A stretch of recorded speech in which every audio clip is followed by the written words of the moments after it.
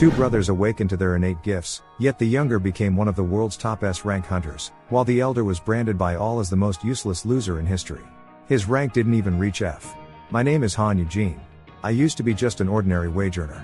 Until the day that gate appeared, and my life was turned upside down.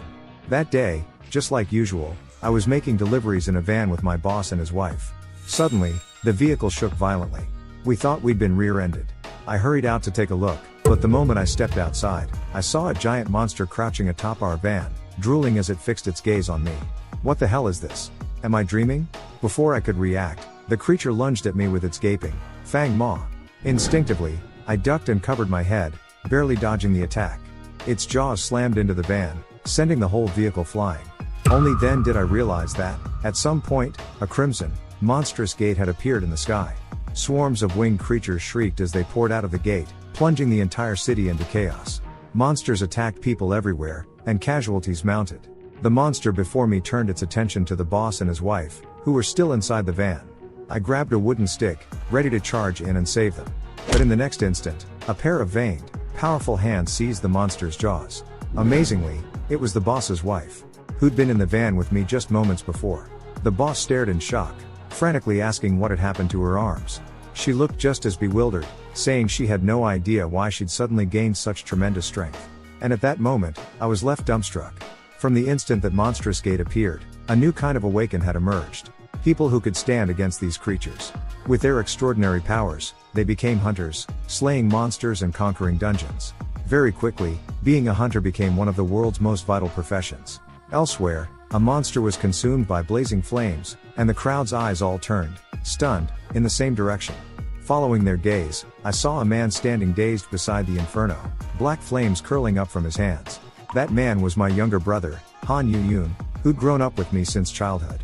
From that day, he awakened and became one of the world's foremost S-rank hunters. 8 years passed in a blur. The sudden arrival of the gates overturned the world order, opening portals to dungeons. From then on, the hunter profession was born. Over time, hunters became increasingly common and organized. They often formed teams to venture into dangerous dungeons together. After all, the magic stones found inside dungeons were a brand new resource, unknown to humanity. These magic stones came in countless varieties, and the most valuable ones could sell for over 100 million won. Many hunter teams rushed to seize control of high-level dungeons. Among all hunters, none was more famous than S-rank Han Yu-yoon. When he first awakened, he was just a student. But soon after, he founded the Heian Guild, becoming the youngest guildmaster in history. And I, his older brother, was just the useless one everyone looked down on. That day, I stood at the dungeon entrance, waiting to join a party. Suddenly, a hunter in red called out to the guild leader and pointed at me, saying, "Isn't that the F-rank hunter, Han Eugene? How did he end up in our team?" Being recognized, I could only force an awkward smile, not wanting to cause trouble. The guild leader hurriedly explained, with such low pay, no one else was willing to come accept him. But the red-clad hunter still looked disgusted. This guy is a notorious jinx. Anyone who teams up with him won't make it back alive. Even his own brother doesn't want to acknowledge him. I had been holding back, but that last remark made my anger boil over. I grabbed him by the collar. But in the next instant, he kicked me hard and sent me flying. Then he grabbed me again, slammed me to the ground, and mocked, "If you're not happy about it, go complain to your brother." Facing a D-rank hunter, I, an F-rank, had no power to fight back. All I could do was swallow the humiliation. At that moment, the guild leader walked over to me and used his skill to heal me. His words also carried a hint of persuasion, telling me to endure. It was only natural. After all, he wouldn't offend a D rank for someone like me. I didn't mind. Instead, I smiled and showered the guild leader with praise, thanking him for his help, and even encouraged him with a cheerful, "You can do it." Hearing that, the guild leader beamed with delight, and, to my surprise, actually turned around and gave the red-clad hunter a rare scolding. Seeing this, I grinned smugly. Just then, a faint blue compass appeared in my palm, with a pop-up notification. The guild leader has been added as a target for conversion. All these years, it was thanks to this skill that I managed to escape death time and time again. I was only an F-rank hunter. In this lower grade dungeon I had no chance to fight, and could only scavenge for magic stone scraps that other hunters left behind, handing over 80% as commission. 8 years ago, after my brother awakened, he left home. While I was doing my military service, he gathered hunters and founded the Heian Guild, becoming the leader of the strongest guild in the country. After I was discharged, trying to catch up to my brother, I spent all my savings searching for a so-called awakening agent. In the end, I was conned, left with a mountain of debt, and became the target of public criticism. Even my brother said I would only drag him down. Even when I broke my leg in a dungeon later on, he never came to see me. Everyone said I was a useless big brother, just a parasite living off my brother. They weren't wrong. In a dungeon where lives are snuffed out like candles, the only reason an F rank like me has survived this long is my skill. My title is Custodian. The skill I gained upon awakening, the ability to convert those around me. As long as I say you can do it, they'll be influenced by me. I can stack growth buffs on converted targets to help them level up and get stronger. But what truly allows me to survive alone in the dungeon is the hidden skill of Custodian. Final thanks. This skill lets me temporarily copy, at double effectiveness, the abilities and stats of someone I've converted. But there's a condition: the target must have died. Right now, I can feel a surge of power pouring into my body. It's the ability of the guild leader I just converted. How could this happen? This was supposed to be just a D rank dungeon. How could a monster appear that even a whole team of D rank hunters couldn't handle? I limped deeper into the dungeon. Blood spattered the ground before my eyes. The guildmaster's corpse lay in a pool of blood. At that moment, I heard someone crying for help. Looking up, I saw a three-headed crimson dragon sprawled atop the cliff, a dying hunter in red clutched in its jaws. He saw me too, and with the last of his strength, shouted, "It's all because you, the Jinx, joined our team." Before he could finish, blood splattered everywhere in front of me, and the sound of crunching bones filled my ears. That was the poison cursed Dragon King. Rachata. Classified as a level 1 dragon, unhuntable, and undefeated to this day. But how could a monster like that appear here? I barely had time to think before the poison cursed Dragon King lunged at me. I quickly activated leg enhancement. The guildmaster's D rank bone reinforcement skill, which I could now use at double strength. I dashed into a stone hut. The entrance was too narrow for the dragon to follow. But with a sweep of its tail, it demolished the entire building in an instant. I had no chance to escape. My only option was to block the attack head-on with arm enhancement. But I was still sent flying with a single swipe, coughing up a mouthful of blood. Even with the guildmaster's skill doubled, I was no match for a level 1 dragon. At that moment, memories of the guildmaster's life flooded my mind. He had fought desperately to save every teammate, but in the end, everyone died under the poison-cursed Dragon King's claws. The poison-cursed Dragon King opened its massive jaws and lunged at me again. Was I going to die here? Just as despair overtook me, an overwhelming surge of energy struck the Dragon King. The explosion was deafening. Someone hoisted me up and rushed out of the blast's epicenter. Looking down, I realized it was my younger brother, Han Yu-Yun. He set me down behind a massive boulder, telling me to stay hidden. I couldn't fathom how he could be here. Even as an S-rank hunter, dealing with the poison-cursed Dragon King should be nearly impossible. At that moment, he unleashed his blue willow leaf skill. Blue energy gathered in his palms, transforming into countless razor-sharp leaves swirling around him. As long as the poison-cursed Dragon King approached, it would be sliced by those leaves. Next, he swept his arm, and violet flames burst into life. He wrapped the purple fire around his longsword. An ordinary blade turned strange and dazzling in an instant. In the next second, he shot forward like an arrow loosed from the string, charging straight at the Dragon King. His sword pierced the dragon's head, and blinding light erupted. The dragon howled in agony. I stood there, stunned. He was so fast. Was this what it meant to be an S-rank hunter? Just then, the enraged poison-cursed Dragon King opened its massive, bloody maw, and a jet of green venom spewed from its mouth. The slime was lethally toxic. Once it touched you, you'd be cursed, and no healing potion could save you. Han Yu-Yun dodged swiftly, avoiding the poison. But the venom was headed straight for me. At the very last moment, my brother, who had already dodged, swung back and leapt in front of me, sword in hand. He activated his skill, Giant Shield. Most of the venom was blocked by him, but a few drops still splattered onto his body. The venom instantly corroded his clothes, searing his skin. Even the longsword in his hand was eaten away in one spot. But he didn't retreat. Instead, he swung his sword again and charged at the Dragon King. I stood frozen at the side.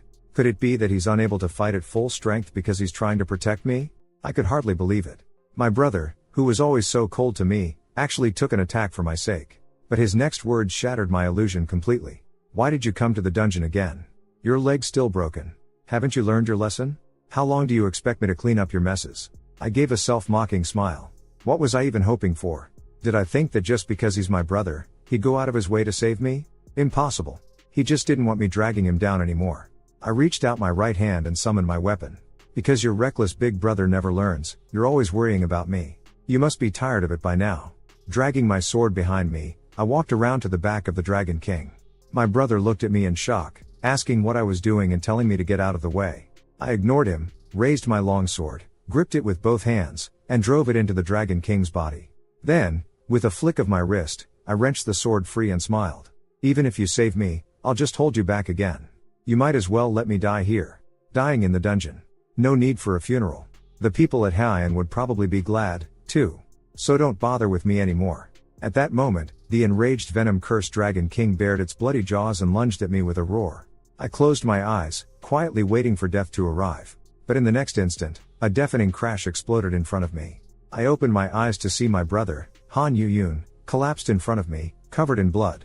How did it come to this? When did we start becoming like this? Once, we'd been the closest of brothers. After our parents died, we became each other's only support. In the whole world, there was no one left but the two of us, relying on each other to survive. Hyung, are you alright? My blood-soaked brother, Han Yu-yun, struggled to sit up and murmured to me. The venom-cursed Dragon King falls asleep every 5 hours. If you can just hang on for another hour, it'll doze off. Then, you can use the chance to get away. Looking at this brother. So familiar, yet so strange. I was momentarily stunned. But that's not how it was. When my leg was shattered, you didn't visit me even once. When I asked for your help, you pushed me away coldly. You even told me to stay put, not to run around, and kicked me out. But now, why are you here, smiling at me? My brother pulled out a glowing stone tablet. This is a gate stone. You can use it to get out of here. I held my frail brother tightly in my arms. You should keep something like this for yourself. We need to find a way to save you first. My brother looked up and managed a faint smile. It's no use. I can't use the gate stone anymore. As soon as he finished speaking, I felt his hand slip from my body, his head drooped, and his whole body collapsed limply into my arms. A system window popped up, Title Custodian effect activated. The Custodian's additional skill, Final Thanks, lasts for 1 hour. My brother's doubled strength is pouring into my body, an endless stream. He died in my arms, just like that. This idiot. Why did he have to do this? Wouldn't it have been better just to let me die? Meanwhile, the flames that had been burning the poison-cursed Dragon King gradually faded away. The enraged Dragon King let out a furious roar and lunged at me again. I summoned a long spear from the void, its shaft wrapped in my brother's purple flames. Clutching the spear tightly, I gently laid my brother on the ground. Then I leapt, landing in an instant atop the Dragon King's head. The spear plunged down with all my strength, piercing right through the dragon's skull. The Dragon King let out a wretched, blood-curdling howl. You're too slow. At this moment, my speed is twice that of my remarkable little brother. Purple flames danced across the spear in my hand. In this instant, I was terrifyingly powerful. The legendary, invincible first-tier Dragon King. Taken down by a single strike. Its head fell, its massive body crashed to the ground. I stood atop the Dragon King's corpse. I had destroyed it. But what did it all mean? Just then, memories from my brother's life flooded into me. My brother is only an F rank awakened. So I can't be associated with him. I have to keep my distance. If my brother becomes my weakness, those people will surely target him. Keep watching. Report immediately if anything happens. Damn it, why didn't we stop those bastards before they did that to my brother's legs? Take care of all those guys. Tell him we can't help him heal, kick him out. Give only symbolic financial support, so outsiders think we're just brothers, so we have no choice but to help. I'm sorry, brother. Maybe this is actually better than going into the dungeon. Please, don't go back in again. Knowing the whole truth at last, I actually started to laugh. Who did you think you were? You fool, who kept everything from me. What now? I really have no idea. This is just how things turned out. The final thanks timer is almost up. Once it ends, the poison curse and the toxic fumes released by the Dragon King's blood will kill me too. So be it. Even if I made it out alive, what would I do? Just then, a sudden pop-up appeared. Impossible achievement. You have slain a dragon alone, and earned the legendary title Dragonslayer. Reward, Wishing Stone, able to grant any one wish. A glittering golden stone appeared before me. Grant any wish. Really? Then, could you bring my brother? Before I could finish, another pop-up appeared. Wishing Stone cannot resurrect the dead. Then what good is this thing? I stared at the wishing stone before me. If I could truly make a wish, maybe I could become even stronger than my brother, become the mightiest hunter, a new hero. But in the end I said, turn back time for me, let me return to before my brother's death. Afterwards, I'll never go into the dungeon again. I'll just live an ordinary life. Or better yet, send me back to before I awakened. No matter if I regret it or not. The wishing stone burst into dazzling light in my palm. Silently, I closed my eyes. I would never let the same thing happen again. When I opened my eyes once more, I arrived at my younger brother's Haiyan guild. This was exactly 5 years ago. The day I went to find the awakening agent. Back then, I naively believed the other person wasn't a scammer. I brought a huge sum of money along, only to end up being dragged back here. At that moment, the door swung open with a loud click. Hyung, how many times do I have to tell you? Don't make me bring you here by force. It was obvious my brother was mad at me. But I didn't care at all. I rushed over and threw my arms around him. Thank goodness. My brother was still alive. I really had come back. My brother, caught off guard by my sudden hug, looked bewildered. Hyung, what's up with you? Don't tell me you got into even bigger trouble? I gently patted his head. I told him, actually, I just thought carefully on the way here. You've been the only one holding up the guild all this time, working so hard in the dungeons. As your older brother, I should have been more considerate. I'm sorry. For now on I won't cause any more problems, and I won't make you worry anymore.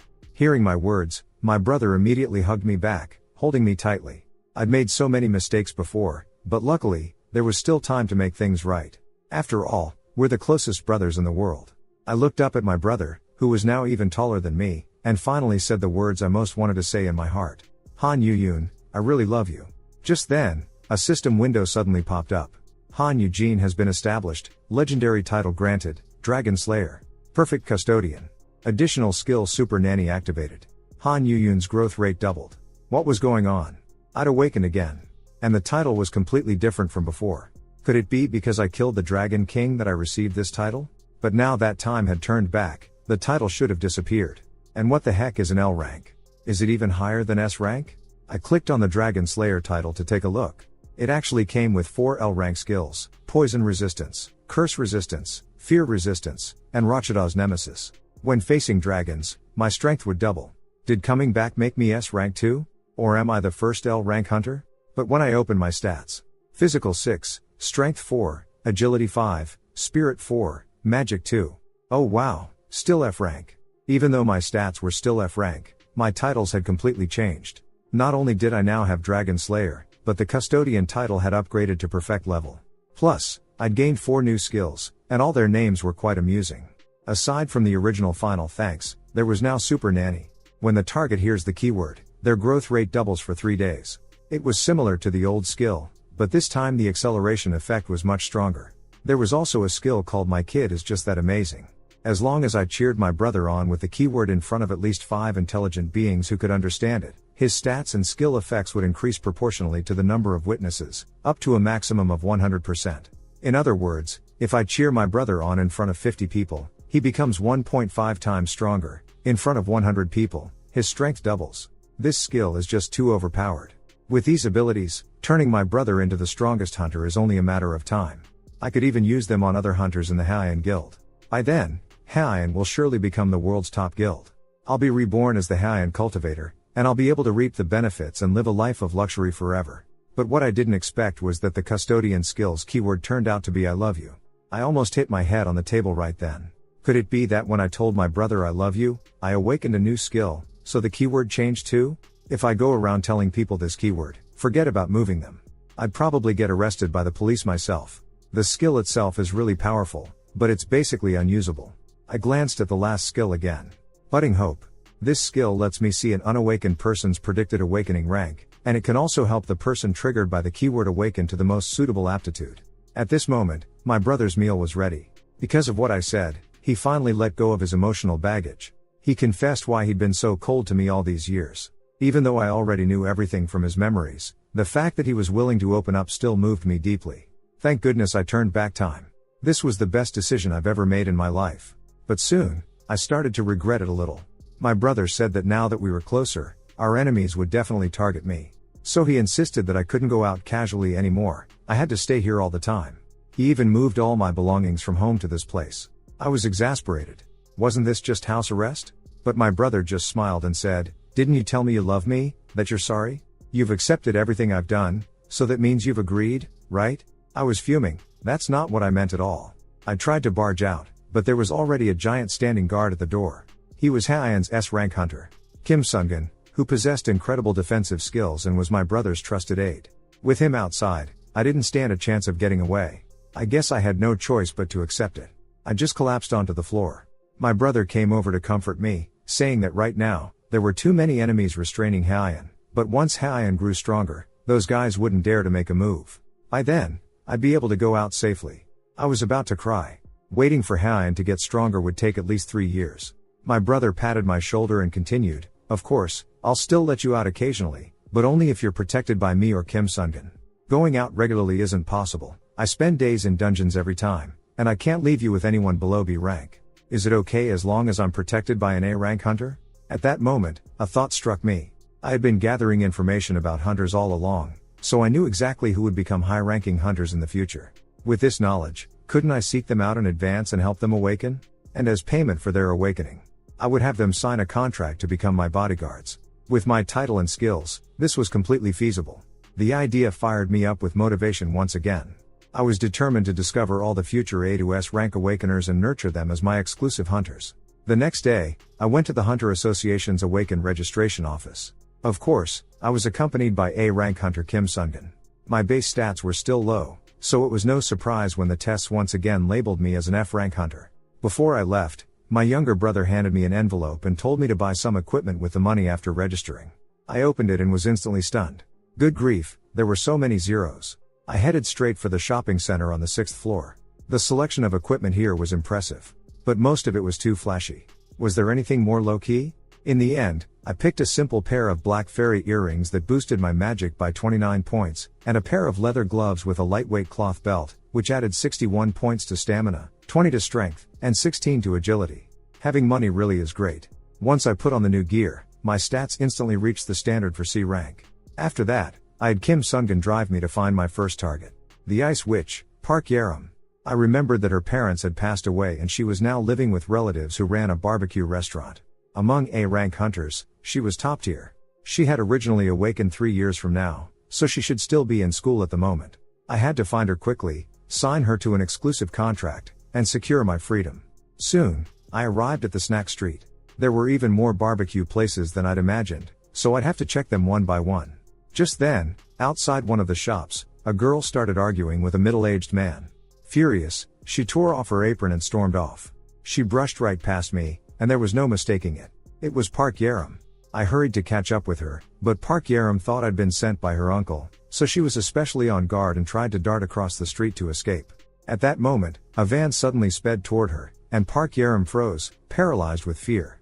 I didn't have time to think. I dashed forward in a flash. With the boost from my gear, I now had C-rank strength and managed to shield Park Yaram just in time.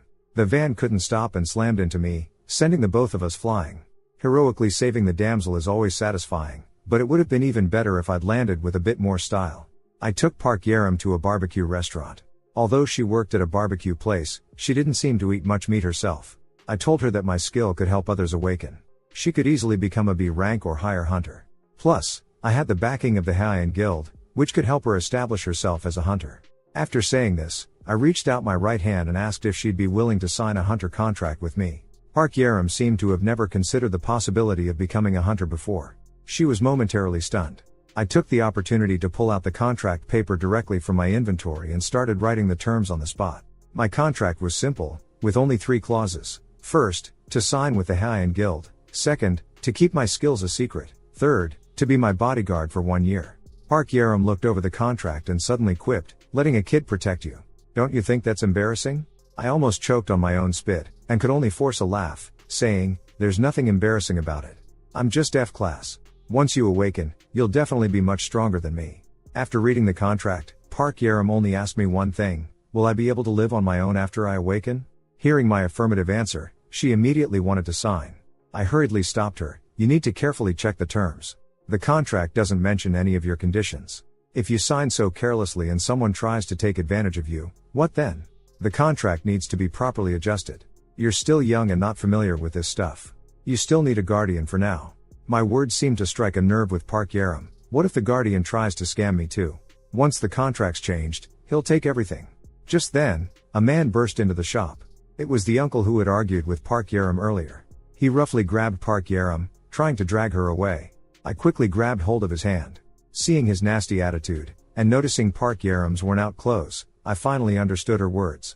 It turned out that the reason she said having a guardian was worse than not having one was because her guardian was someone like this. My words ignited Park Yaram's emotions. "That's right, he's horrible. He took all of my parents' inheritance and didn't even give me pocket money.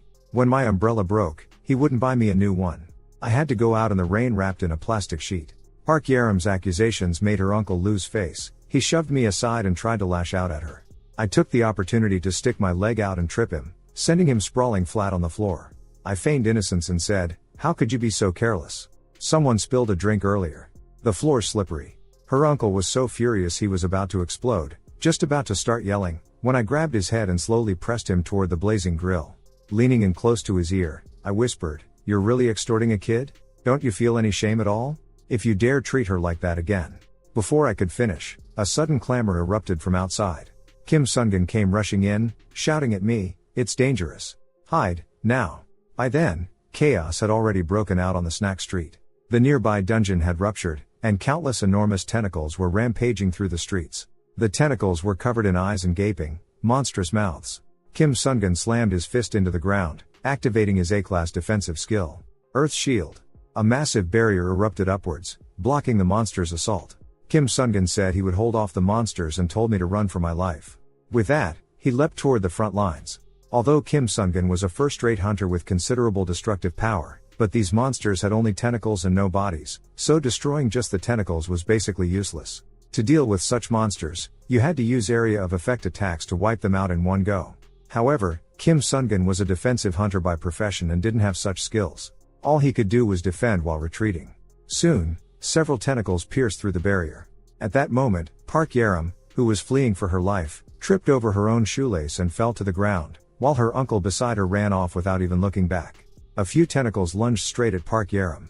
Just as danger loomed, I rushed out, blocking in front of Park Yaram, grabbing a table to fend off the attacking tentacles. I pulled Park Yaram up by the hand and took off running. "Hurry, let's get to the shelter." Never in my wildest dreams did I expect a nearby dungeon to suddenly rupture. In my memory, monsters had never appeared here. Why did it happen all of a sudden? But I didn't have time to think about it. All I could do was drag Park Yaram along, sprinting toward the underground shelter. I urged Park Yaram to get inside quickly, while I prepared to turn back and help Kim Sungun. He was a defensive hunter. Dealing with these monsters was just too much for him. At that moment, Park Yaram suddenly grabbed my arm, wanting me to help her awaken so she could fight, too. I patted her on the shoulder. "You think you can just awaken and jump right into battle? I only want you to awaken safely, not risk your life from the get-go. Leave the adults' problems to us. Hurry and find a safe place to hide." With that, I turned and ran back to the battlefield. Though I was only F-class, I had 5 years of dungeon experience. Practically a veteran hunter. Kim Sungun was shocked to see me. "It's too dangerous here. Get out, now." I didn't have time to argue, so I told him to just follow my lead. We headed to the top of the barrier he had just created, and I shouted for Kim Sungun to activate Earth Shield again. He smashed his fist into the ground. Instantly, a golden magic circle unfurled, and several stone walls shot up, forming a semicircular defensive position. Once the tentacle monsters were enclosed in the defensive layer, they seemed to merge into a single entity. Next, I planned to use the grade 1 extreme poison item I'd bought in advance from the Hunter Association. The black poison pill. As long as I detonated the black poison pill inside the defensive layer and then sealed it off, in theory, I could wipe them out in one fell swoop. But when I rushed into the defensive layer, it was completely empty inside. What was going on? Where had they gone? Right then, a tentacle monster suddenly shot out from the sewer, wrapped around my leg, and yanked me up. It turned out they'd slipped into the sewer to escape. There aren't any sewers in dungeons, so I'd never anticipated this move. Suddenly, Park Yaram appeared, wielding a giant patio umbrella she'd picked up from the roadside. I had no idea where she found the courage, but she swung the umbrella wildly at the tentacle monster, actually smashing it hard enough that it let go and dropped me. I immediately grabbed Park Yaram and we took off running. "Didn't I tell you to hide? You're just an ordinary person. Why did you run out here?" To my surprise, he shouted back, just as unyielding, "Uncle, you're only F-rank yourself. What are you even doing?" I hurried to persuade her, "You're still young. You shouldn't get involved in this kind of fight." But Park Yaram replied, "Precisely because I'm young, that's why I need power even more. When you saved me just now, Uncle, I felt so reassured, truly protected. But at the same time, it made me angry. Because I didn't have the strength to protect myself, I could only rely on others. That's why I want to get stronger. I don't want my age to hold me back from doing anything, and I don't want to worry about who'll protect me. I want to rely on my own strength to protect myself. So, Uncle, tell me, how strong can I really become?" Park Yaram's words made me fall into deep thought. She was even stronger than I'd imagined. At that moment, the tentacle monster had already cut off all escape routes and completely surrounded us. We had nowhere left to retreat. It seemed we had no choice but to risk it all. I grabbed Park Yaram's hand, and the hopeful sprout skill was triggered.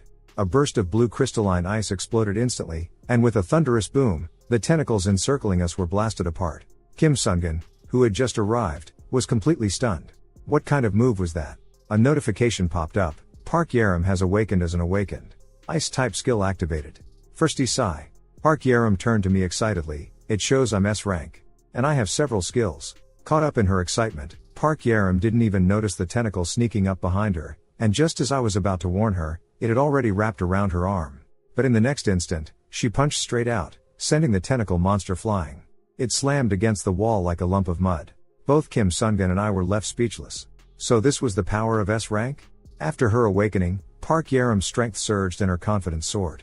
She even went out of her way to borrow a weapon from Kim Sungun, wielding a long spear, radiating the aura of a true powerhouse. She activated the Sandals of Hermes, and her speed skyrocketed. In the blink of an eye, she had already charged into the midst of the tentacle monsters. With a sweep of her spear, several tentacles were severed cleanly. It wasn't just the monsters. Even I was almost overwhelmed by her momentum. If Kim Sungun hadn't shielded me, I might have been crushed by her pressure. I quickly shouted my protest. Park Yaram looked a bit embarrassed, flashed me a sheepish grin, and apologized repeatedly, saying she still couldn't control her new power very well. I watched Park Yaram from a distance, feeling a strange sense of comfort inside. She had once been known as the Ice Witch, an A-rank hunter. Who would have thought that now? She was just a shyly smiling little girl. What surprised me even more was that the Ice Witch, formerly just an A-rank, had awakened here as S-rank. Could it be that my skill influenced her, boosting her awakening level? At this moment, Park Yaram had just awakened and had almost no real combat experience. Against these tentacle monsters, she'd need to use area of effect skills to clear them all at once. I raised my voice and asked her if she had any area of effect attack skills. At that moment, my younger brother Han Yuyun's voice came from the side. Leave this to me. With a wave of his large hand, the signature purple flames ignited in his palm. He stepped in front of us, and in an instant, the violet blaze erupted, burning straight toward the tentacled monsters. Unlike Park Yaram, my brother's control over his power was incredibly precise. The fire didn't touch anyone else. The purple flames quickly spread among the monsters, setting them ablaze in a roaring inferno. Park Yaram, who had been eager to show off, was stunned. What just happened? Did he really burn them all in one go? Watching my brother come to the rescue again, I felt a bit guilty. He grabbed my shoulder in one swift motion. Do you know how worried I was on my way here? How many times have I told you? Stop running off. I hurried to reassure him, telling him not to worry, I'd already found a solution. I pointed at Park Yaram. A freshly minted S-class hunter. I'm planning to sign a contract with her as my bodyguard. How about it? An S-class bodyguard. Surely that's good enough for you? My brother looked at Park Yaram, a little surprised. She looks like just a kid. Where's her guardian? I was stumped by that question. I could only say her guardian had some issues, so I planned to take on the role myself. Hearing me say this, Park Yaram was deeply moved. But my brother was firmly against it, pulling me back at once. Why do you have to meddle in other people's business? Even if it's for your own safety, I won't agree. There have been more than a few cases where high-level awakeners abuse their lower-ranked guardians. Besides, how could an S-class possibly listen to you? What if she ends up hurting you? Park Yaram looked exasperated. I would never hurt him. I'm really kind, you know. But Han Yuyun was still angry. Rather than letting my brother be your guardian, I'd rather do it myself. Park Yaram refused to back down. No way. Uncle already promised me. He's going to do it. The two of them argued so fiercely I couldn't get a word in edgewise. They didn't look like top hunters at all. More like two children fighting for attention. My brother scooped me up under his arm, saying he was taking me home. But Park Yaram grabbed my other arm, refusing to let go. With my fragile F-class body, how could I withstand being tugged by two S-class awakeners? There was a loud crack, and it felt like my arm broke. Both of them realized they'd messed up and instantly fell silent. I pointed at my brother, my expression stern. Han Yuyun, is this how I taught you? Being a guardian is Yaram's choice. What right do you have to interfere? And besides, you're the guild leader. I brought you an S-class hunter. Shouldn't you be happy? Then I pointed at Kim Sungun behind me. And why are you so eager to go home? Things aren't settled here yet. Mr. Kim Sungun is still waiting on the side. As the guild leader, you should get to work and handle the aftermath. Seeing that I seemed really angry, my brother finally went off dutifully to take care of the cleanup. After I sent my little brother away with a scolding, Park Yerim stood behind me like a victor, still fuming as she said, "Guildmaster Haiyan, you're not at all like I imagined." Good grief, did she really think she was off the hook? I turned around and pointed at her, telling her to hush up and sit down like a good girl. I picked up the shoe she'd kicked off while running earlier, and while helping her put it back on, I grumbled, "That jerk. How could your uncle give you such shabby shoes?" Park Yerim immediately broke into a bright smile. "Don't you think scenes like this are a little heart-fluttering? You see this kind of thing on TV all the time." She hadn't finished speaking when she suddenly noticed a fly landing on my head. She raised her hand and swatted at the fly, only to end up smacking me and sending me flying as well. Seriously, this isn't heart-fluttering at all. It's downright heart-stopping. Park Yerim hurriedly apologized over and over.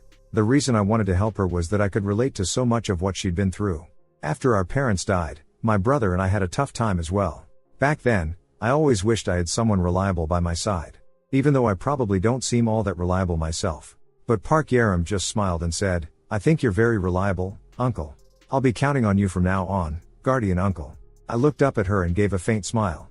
"I might not be able to love you the way your parents did, but Park Yerim, I do love you." At that moment, a system window popped up. "Awakened Park Yerim has been moved by the keyword." Park Yerim blushed and burst out laughing. "Why are you suddenly saying something so cheesy?" Anyway, Park Yerim and I signed the guardianship agreement, so that matter was finally settled. But there was still a big problem left unresolved. Just then, Park Yerim's uncle came running over, panting for breath. As soon as he heard Park Yerim had awakened as an S rank, he immediately put on an act of concern, fawning over her. But the moment he learned Park Yerim was signing with me and planning to move out, he showed his true colors, exploding in fury and violently objecting. I pulled out my phone, which had a recording of what he'd just said at the barbecue place, along with the restaurant surveillance footage. More than enough to prove he was unfit as a guardian. But how could he give up on this golden goose so easily? He kept yelling, and even tried to snatch my phone. I dodged, and he missed, furiously grabbing onto my collar instead. He was just an ordinary person. I had no intention of getting into a fight with him.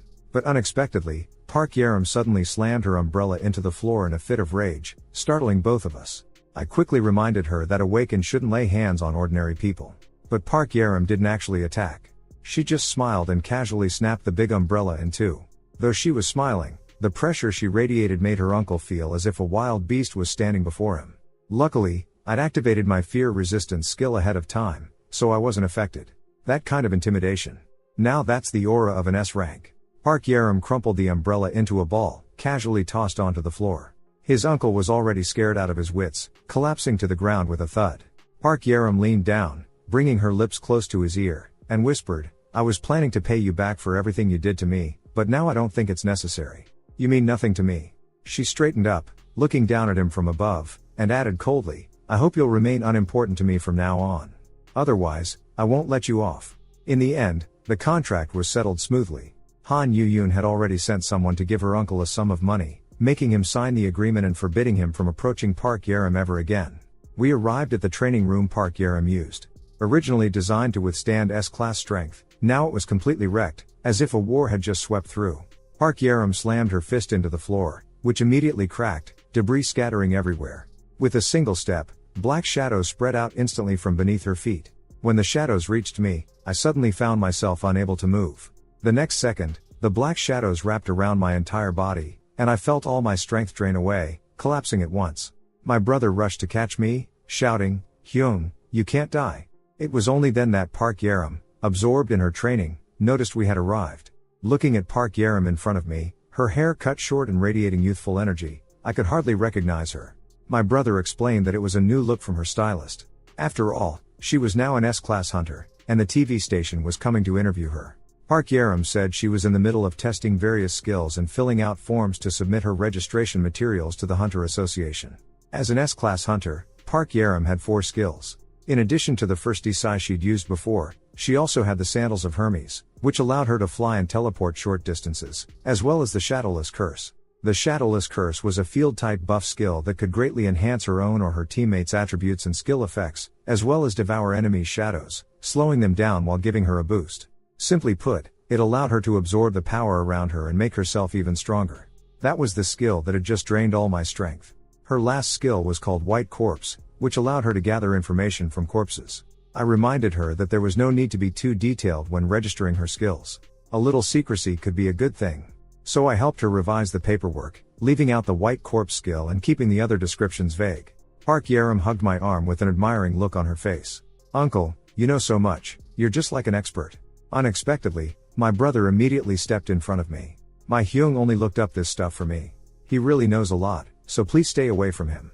The two of them started bickering again, chattering away without end. What's with these two? They start arguing the moment they see each other. Not long after, the day came for the official announcement of Park Yerim becoming an S-Class hunter. She was the 8th S-Class combat hunter in the country, and the major media outlets all rushed to report on her. Originally, Park Yerim invited me to go with her, but I have no fond memories of crowded places, nor do I wish to join in. Besides, I also feel I shouldn't always be by her side. Now that she's famous, her life will become exciting and full. Gradually, she won't rely on me anymore. Still, the most important thing is that she'll live well from here on out. This world has already changed so much from the one I once knew. The proud, cold ice witch Park Yerim of the future is nowhere to be seen. Standing here now is Park Yerim, the confident, radiant student hunter. And just a few days ago, that dungeon collapse. Something that shouldn't have happened in the first place. But at this point, I can't worry about all that. As long as it's a good thing, change is always welcome. Since I'm here at the Hunter Association today, I might as well look around and see if there are any promising newcomers. I swept my gaze over the room with hopeful seedling, but most were just D and E rank hunters. As expected, S rank hunters are rare gems. Just as boredom was starting to creep in, suddenly, my eyes landed on a man.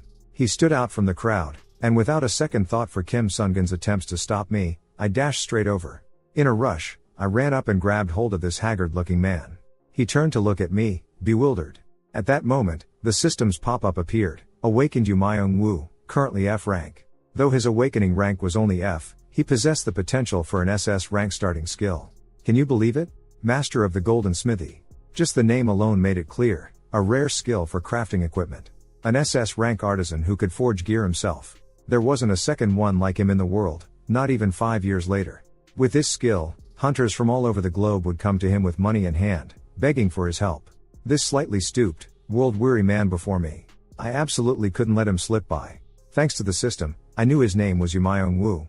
So I pretended we were old friends, greeted him by name, and struck up a conversation. He was about to register as an awakened at the Hunter Association. After all, there was a 1,000,001 subsidy to be had.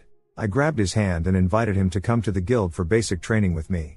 To my surprise, Kim Sungun angrily grabbed me by the collar, saying only guild members could receive newcomer training. Yu Myung-woo immediately recognized Kim Sungun. He was well known in the Haiyan Guild.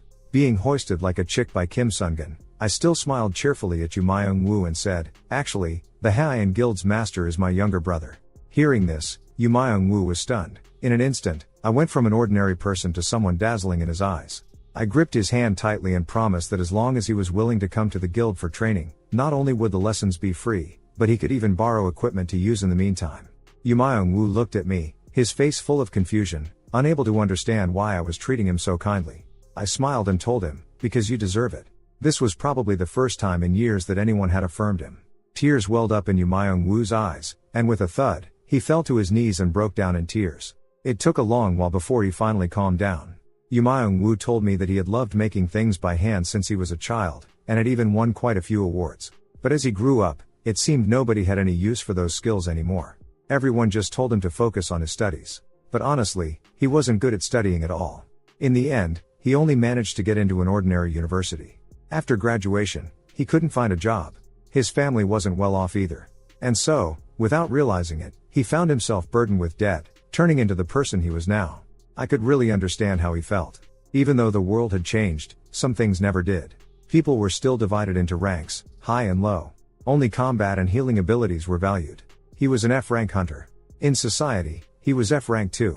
If things went as usual, Yu Myung-woo would probably stay that way. Maybe he'd never get to use his real talent in his whole life. But now that I was here, I was determined to make him a great hunter. I patted him on the shoulder and said, "You need to have more confidence. If you keep slouching like this, you'll end up needing spine surgery someday." Then I raised both hands and shouted toward the river, "You have to always believe. You're actually amazing, it's just that no one's noticed yet." And then I turned to him and said, "I love myself, and I love you too, my friend." Right then, a notification popped up. Awakener Yu Myung-woo has been moved by the keyword. I had thought that convincing Yu Myung-woo would be the end of it. But I didn't expect to run into the inflexible Sok Shim-young. He was the head of HR at the Haiyan Guild. To get Yu Myung-woo into Haiyan and into the new recruit training, I needed his approval. But he flatly refused. He said that training new recruits in the guild was as important as vouching for someone's identity. Of course people would ask, why should they give a chance to some nobody?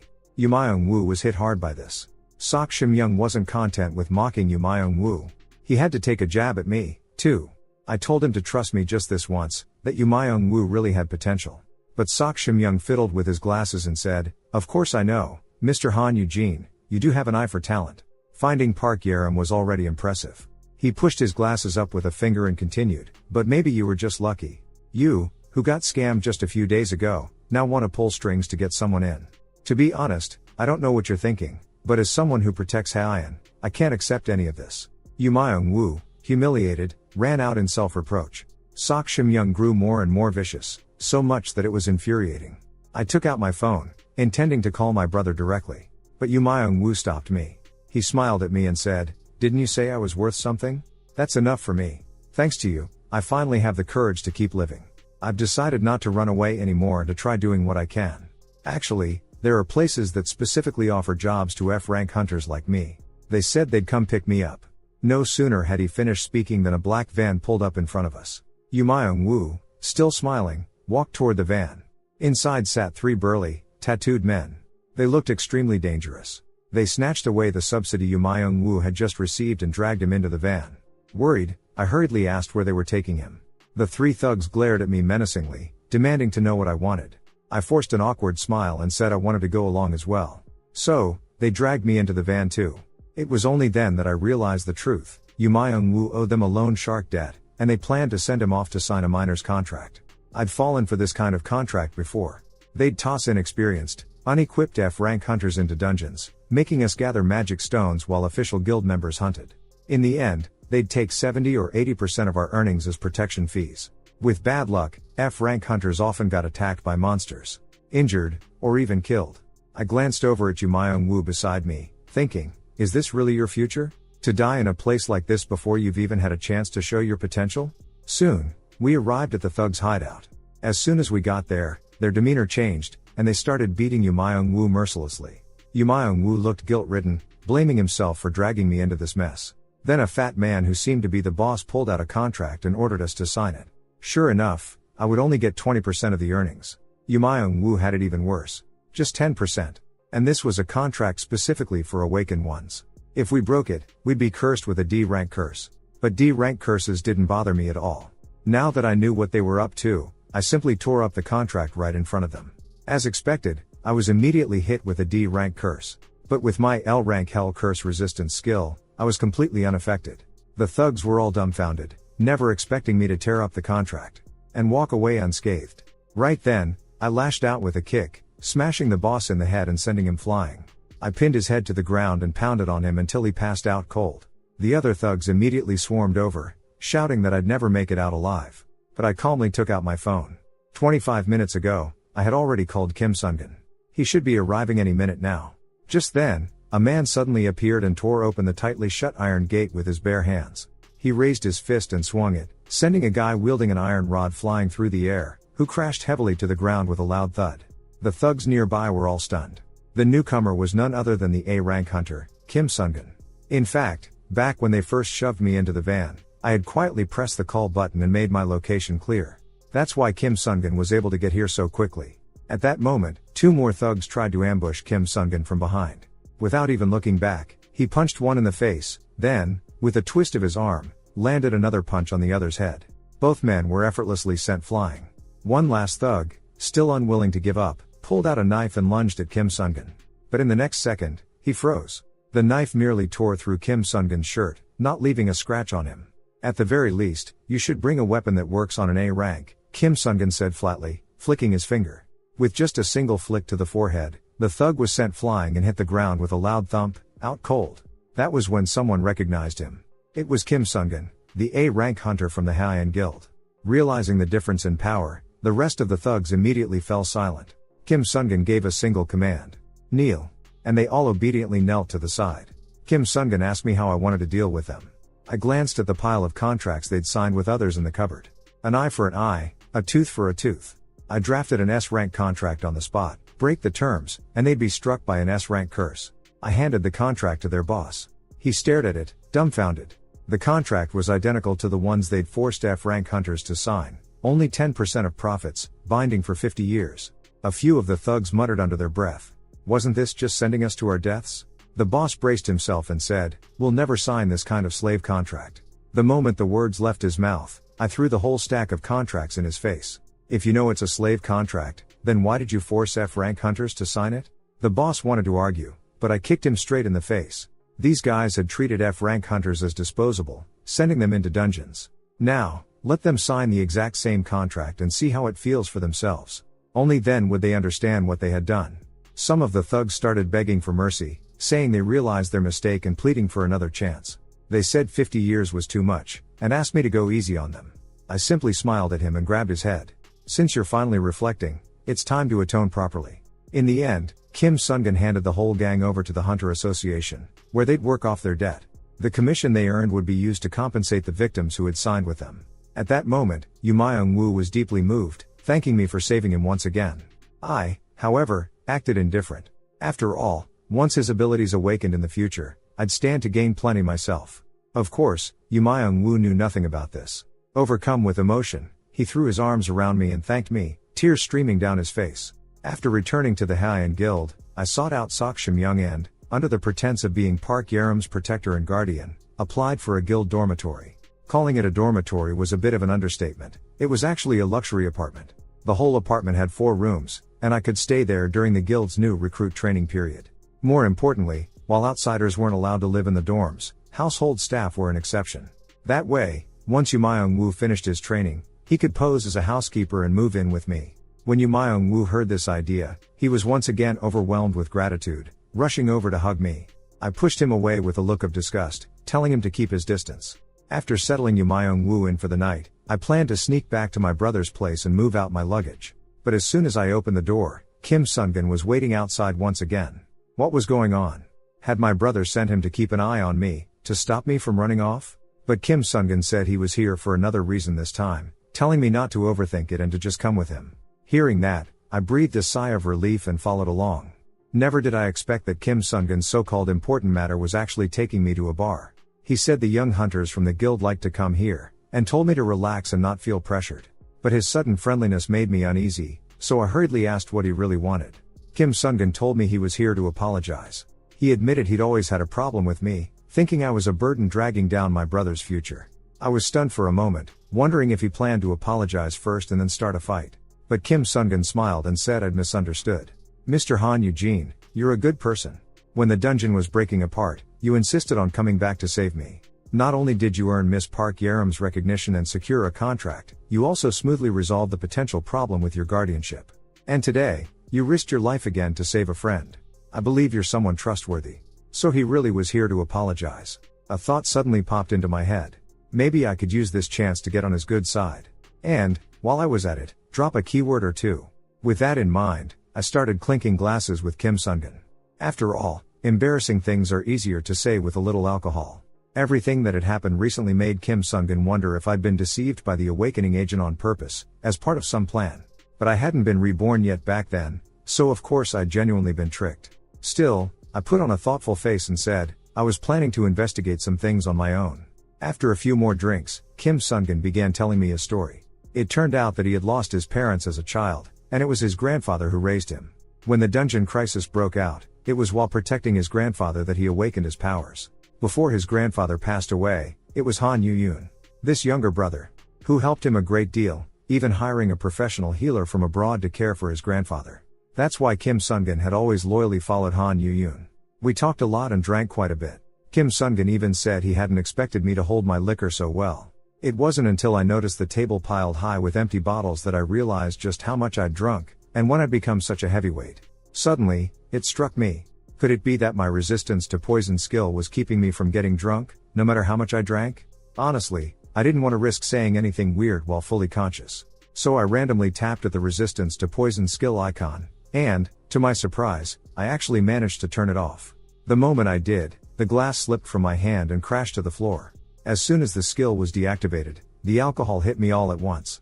My face flushed red, and with a thud, I slumped over the table, blacking out completely.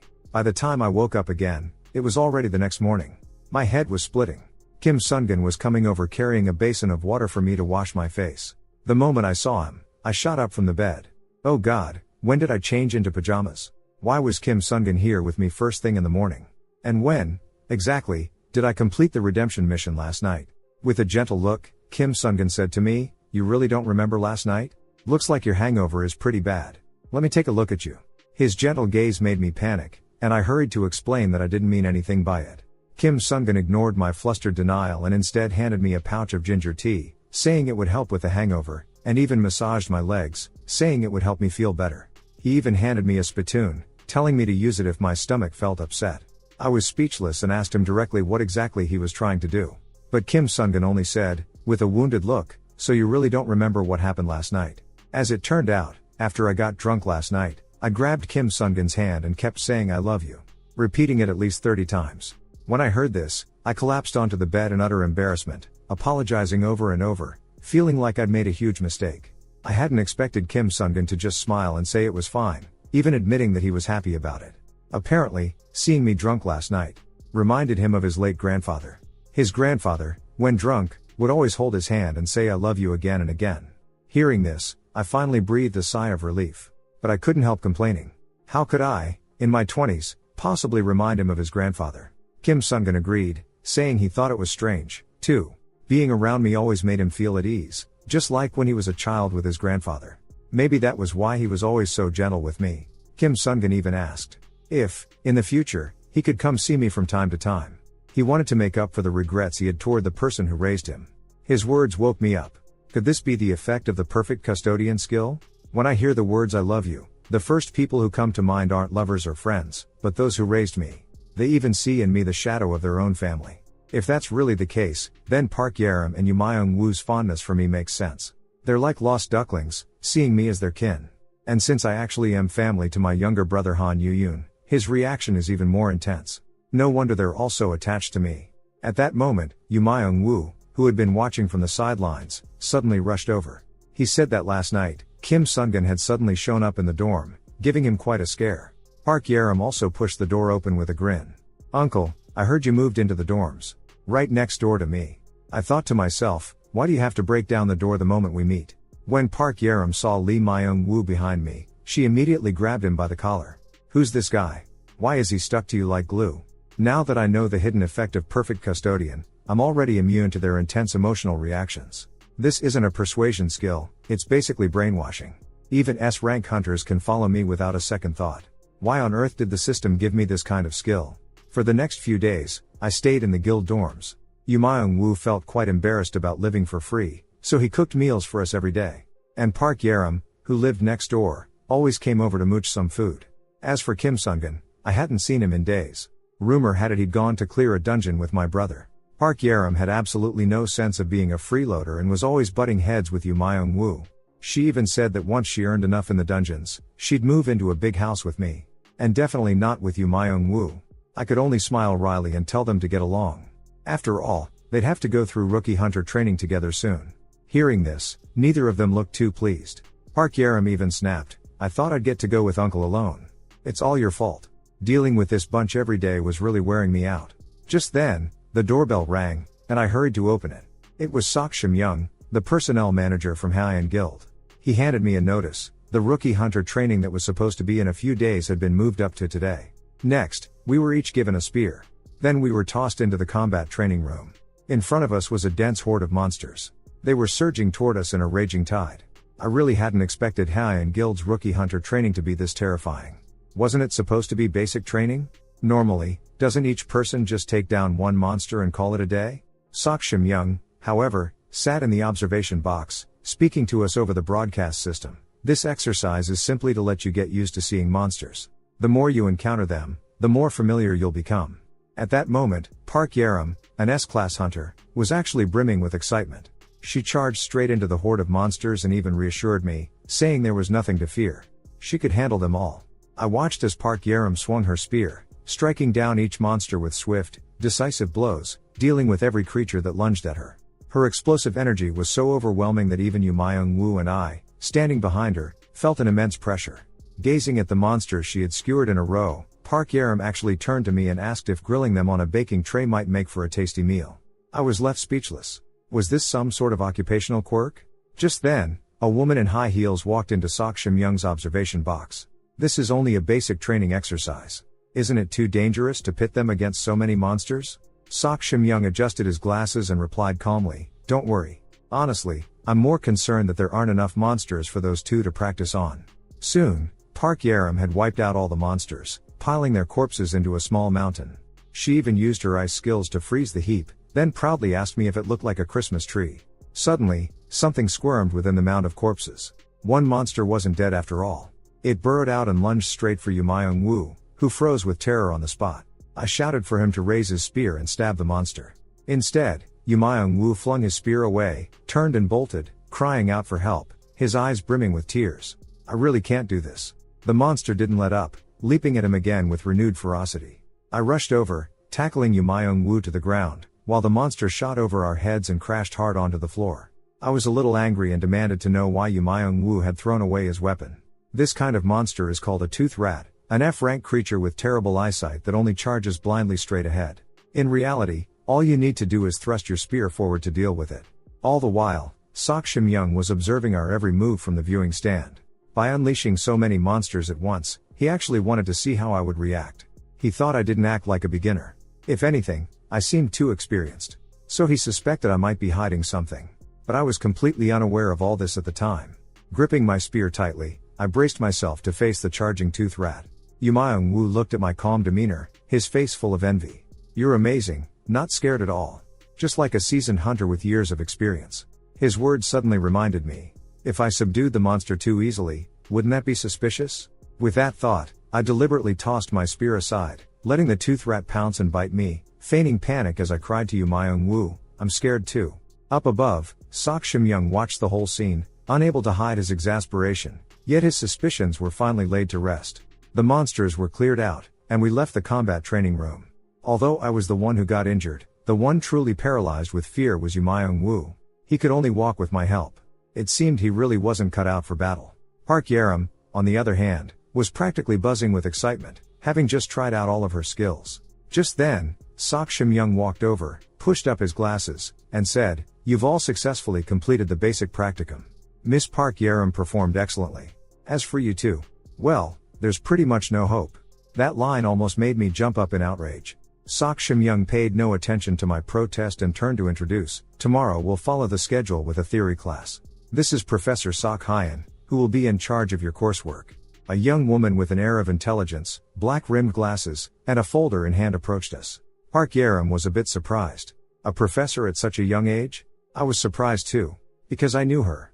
She was an authority in the field of dungeon studies, a genius who had discovered the patterns of dungeon emergence. Even more unexpectedly, she turned out to be Sok Shim-young's niece. Sok Hyun smiled and reached out her right hand to me. "Due to research needs, I'll be staying at Hyun for a while. We'll be seeing each other often. Please take care of me." I blushed instantly and hurried to shake her hand. What's going on? With this development, am I about to get my own rosy-colored youth story? When dungeons first appeared in the world, everyone was like primitive people seeing fire for the first time.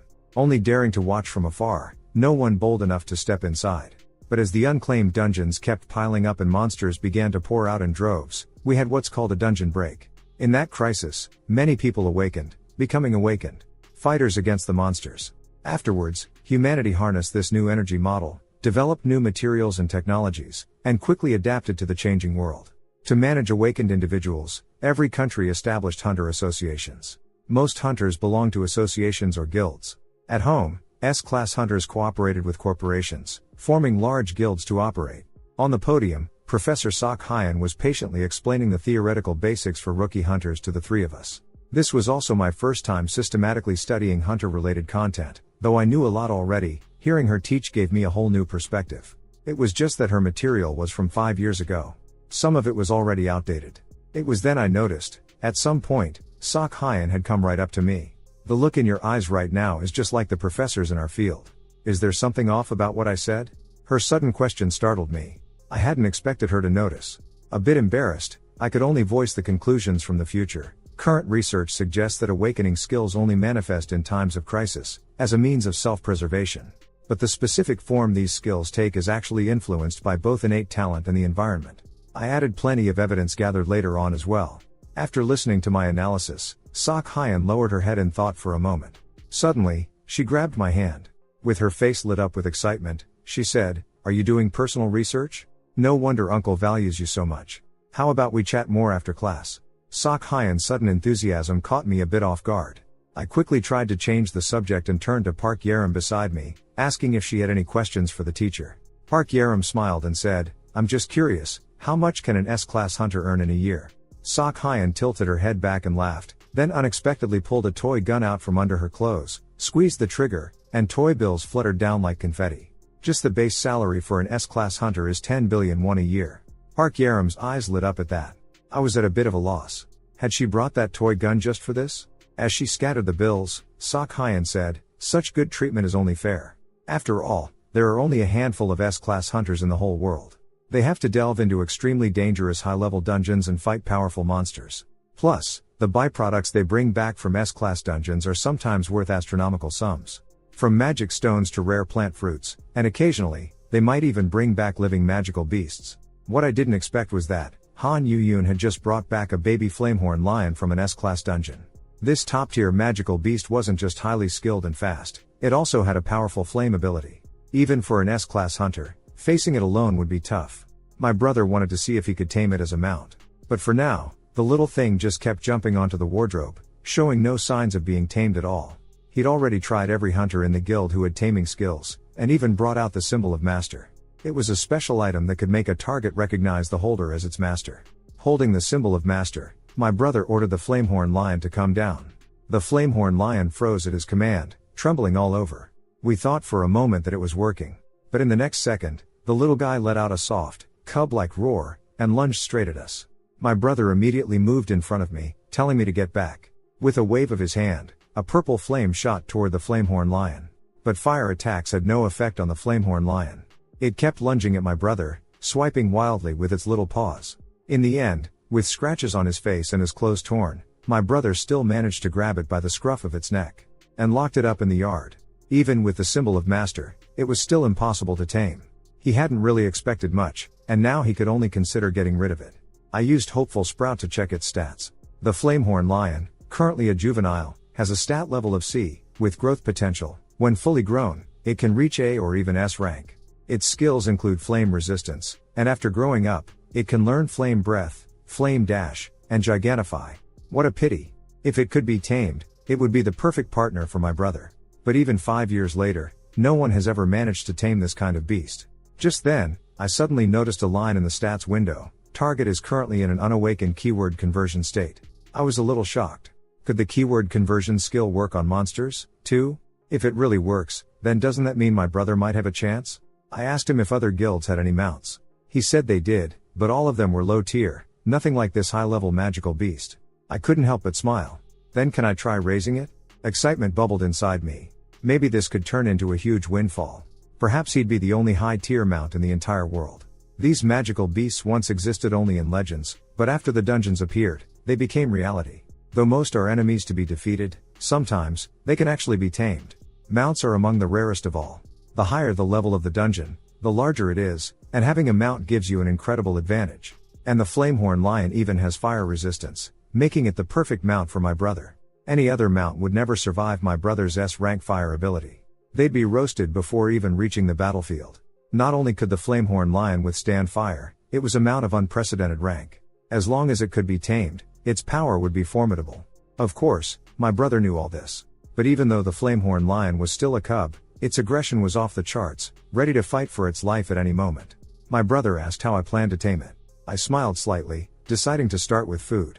If I fed it something delicious, surely I could win it over. But then my brother told me it only ate monster meat, and it had to be mixed with magic stones. Each meal required 1 C-rank magic stone. I nearly spat blood on the spot. A single C-rank magic stone cost 10 million. Gritting my teeth, I sprinkled chopped monster meat with magic stone powder, creating a luxury beast feed that contained all my care. And my entire wallet. Watching the flamehorn lion munch away happily, my heart bled. Even if it only ate once a day, that'd be 300 million a month, 36.6 billion a year. If it ate 3 meals a day, that'd be 10 billion a year. My brother patted me on the shoulder, urging me to calm down. He'd cover the cost of feed. It still hurt, though. But seeing it eat, shaking its head back and forth, it really was quite adorable. If I said the right words to it, would it understand "I love you"? I pushed open the garden gate and walked in. Gaining its trust had to come first. The flamehorn lion, just moments ago quietly eating, bared its teeth the instant it saw me and pounced. I quickly pulled out the B-rank belt I'd prepared in advance. It bit down on it instantly. My plan was to finish feeding it, then bond through playtime. I was a professional worker, after all. I'd even worked part-time at a pet hospital. Tug of war was a classic way to play with animals, and they usually behaved. But playing tug of war with the flamehorn lion was a whole different story. It bit the belt and shook its head so violently that I was lifted right off the ground. My brother rushed in, alarmed. I picked myself up and reassured him I was fine. I took out the symbol of master and held it out to the flamehorn lion. It went from ferocious to docile in an instant. A voice echoed in my mind, "Title Perfect Custodian has enhanced the effect of the symbol of master. The subject is showing affection toward you." The flamehorn lion's entire demeanor changed. It even started rolling around on the ground, begging for attention. It was just too cute. I felt my heart melt on the spot. After that, whenever I interacted with it, it behaved perfectly. But when my brother reached out, it lunged forward and bit down without hesitation. I hurriedly scolded it, telling it not to bite people at random. But it just stared at me with big, innocent eyes, looking utterly blameless. My younger brother is an S-class, so of course he wasn't hurt. He laughed and said, "Take good care of it for me. Even if it can't be a mount, it'll be good enough if it can protect my brother. Little Flamehorn is just too adorable." I quickly promised my brother that I'd do my best to raise it well. Compared to brainwashing others, redeeming a monster feels like a much greater accomplishment. If I succeed, could I perhaps rehabilitate a few more monster cubs and keep them by my side? Would I end up with a title like Beast Tamer or something? That actually sounds pretty cool. After that, I got ready to take the Flamehorn lion back to the company dormitory. Because tomorrow, I'd be joining Park Yaram and Yumayung Woo for the final part of the rookie hunter training. The practical dungeon exercise. My brother and I agreed that after everything was over, we'd grab a drink together. It had been a long time since we last shared a drink. But what I didn't expect was that, when I arrived at the dungeon in trance the next day, the place was already packed with crowds and reporters. Even the police had shown up to maintain order. That's because S-class celebrity hunter Han Yu-yoon had also come to the entrance of the dungeon where the rookie training was to take place. It was rare to see two S-class hunters together. The reporters all aimed their cameras at Han Yu-yoon and Park Yaram, the sound of shutters clicking non-stop. A reporter asked Han Yu-yoon, "Are you planning to personally assist Park Yaram in her first dungeon raid?" Han Yu-yoon replied in a very official tone, "As a new S-class hunter entering the dungeon for the first time, I hope to personally guide her. This is my responsibility as a senior hunter, an S-class, and a guild leader." Meanwhile, Yumayung Woo and I, as F-class hunters, naturally drew no attention from the press. I watched Han Yu-yoon and Park Yaram and suddenly realized, they really were the ideal pair. One commands fire, the other ice, their elements completely opposed. And if you added Yumayung Woo's equipment forging skills and Kim Sungun's S-class defensive power, it really made one look forward to the scenes of them fighting side by side in the future. Since it was our first time entering a dungeon, the Haiyan Guild lent us equipment for free, though we'd need to return everything after the raid. As expected from a top-tier guild, Haiyan's arsenal was vast and varied, with every kind of weapon imaginable. Yumayung Woo was excited as he looked at the dazzling array of gear, but as soon as the staff mentioned we'd have to pay for any damage, he immediately shrank back in fear. After all, he'd someday be able to make equipment 10 times better than these. I reassured him not to worry and even handed him a high-grade weapon. Recovery potions were consumables and, unless you were a guild member, you had to pay for them yourself. So, I asked Haiyan Guild member Park Yaram to take a few extra recovery potions so she could share them with us if needed. Park Yaram picked an exaggeratedly large axe as her weapon of choice. But she mainly relies on her skills in battle, so I'll just have her use a spear like the rest of us. Han Yu-yoon, who was being interviewed, heard my suggestion and seemed lost in thought. Chief, she was right. He knew far too much for a rookie hunter. Han Yu-yoon flashed a gentle smile. He must have gone out of his way to gather all this hunter information for me, his little brother. Once everything was ready, we headed to the entrance of the dungeon. This was a low-danger Earth-grade dungeon. 1 hour after the hunters enter, the entrance closes. The gate will only reopen when all the monsters are cleared or all hunters are wiped out. However, in case of emergency, we could use the stone gate in my brother's hand to escape. The stone gate was an extremely rare item. There were barely a handful in the whole country. I stared at the portal, feeling a little dazed. The days when I was treated like dead weight, struggling just to survive in the dungeon, seemed as if they happened only yesterday. But everything was different now. I no longer carried crushing debt, nor did I have to endure scolding. Now, I would walk alongside those who welcomed me. And my brother. Together we'd fight side by side in the dungeon. As soon as Park Yerim entered the dungeon, she seemed especially excited, seeing this kind of scenery for the first time. It was as if she'd stepped into another world. But my brother Han Yuyun immediately drew his longsword and, with a stern expression, reminded us, "We're here to fight, not to go sightseeing." Then, he wrapped purple flames around his sword and swung it down, instantly igniting the entire beautiful grassland. Park Yerim broke down on the spot, demanding, "What are you doing? Don't you know we're supposed to protect the environment?" I quickly tried to calm her down and told her to take a look over there. On the scorched ground, the charred bodies of monsters were scattered everywhere. Han Yuyun, looking quite pleased, sheathed his sword and said, "First step in entering a dungeon is to secure the area. Didn't you learn such basics in your theory classes?" Park Yerim scratched her head awkwardly. "Of course we learned that stuff. It's just that I don't have any area of effect skills." At that moment, I suddenly remembered something. By killing monsters and leveling up, you usually gain a new skill every 10 levels, but exactly what skill you get is uncertain. However, as Park Yerim's mentor, I could help her choose her skills. In her previous life, Ice Witch Park Yerim's signature skill was Pale Rain, which just happened to be an area of effect skill. Naturally, I'd help her get that one first. Just then, a shadow flashed by from the side. Han Yuyun and Park Yerim immediately turned their heads. Park Yerim charged excitedly toward the monster, and Han Yuyun, unwilling to be outdone, chased after it with his sword. With two S-class hunters attacking at once, the monster didn't even have a chance to fight back. I stood at the back, watching the scene, feeling a little speechless. Would this ideal future of the two working together in harmony ever really come true? As a result, the two S-class hunters, Han Yuyun and Park Yerim, were scrambling to drag the dying monsters to me so I could land the finishing blow and level up. Yu Myung-woo exclaimed in awe from the sidelines, "You're both amazing." One freezes the monsters, while the other roasts them. As I finished off the monsters, I collected the magic stones they dropped.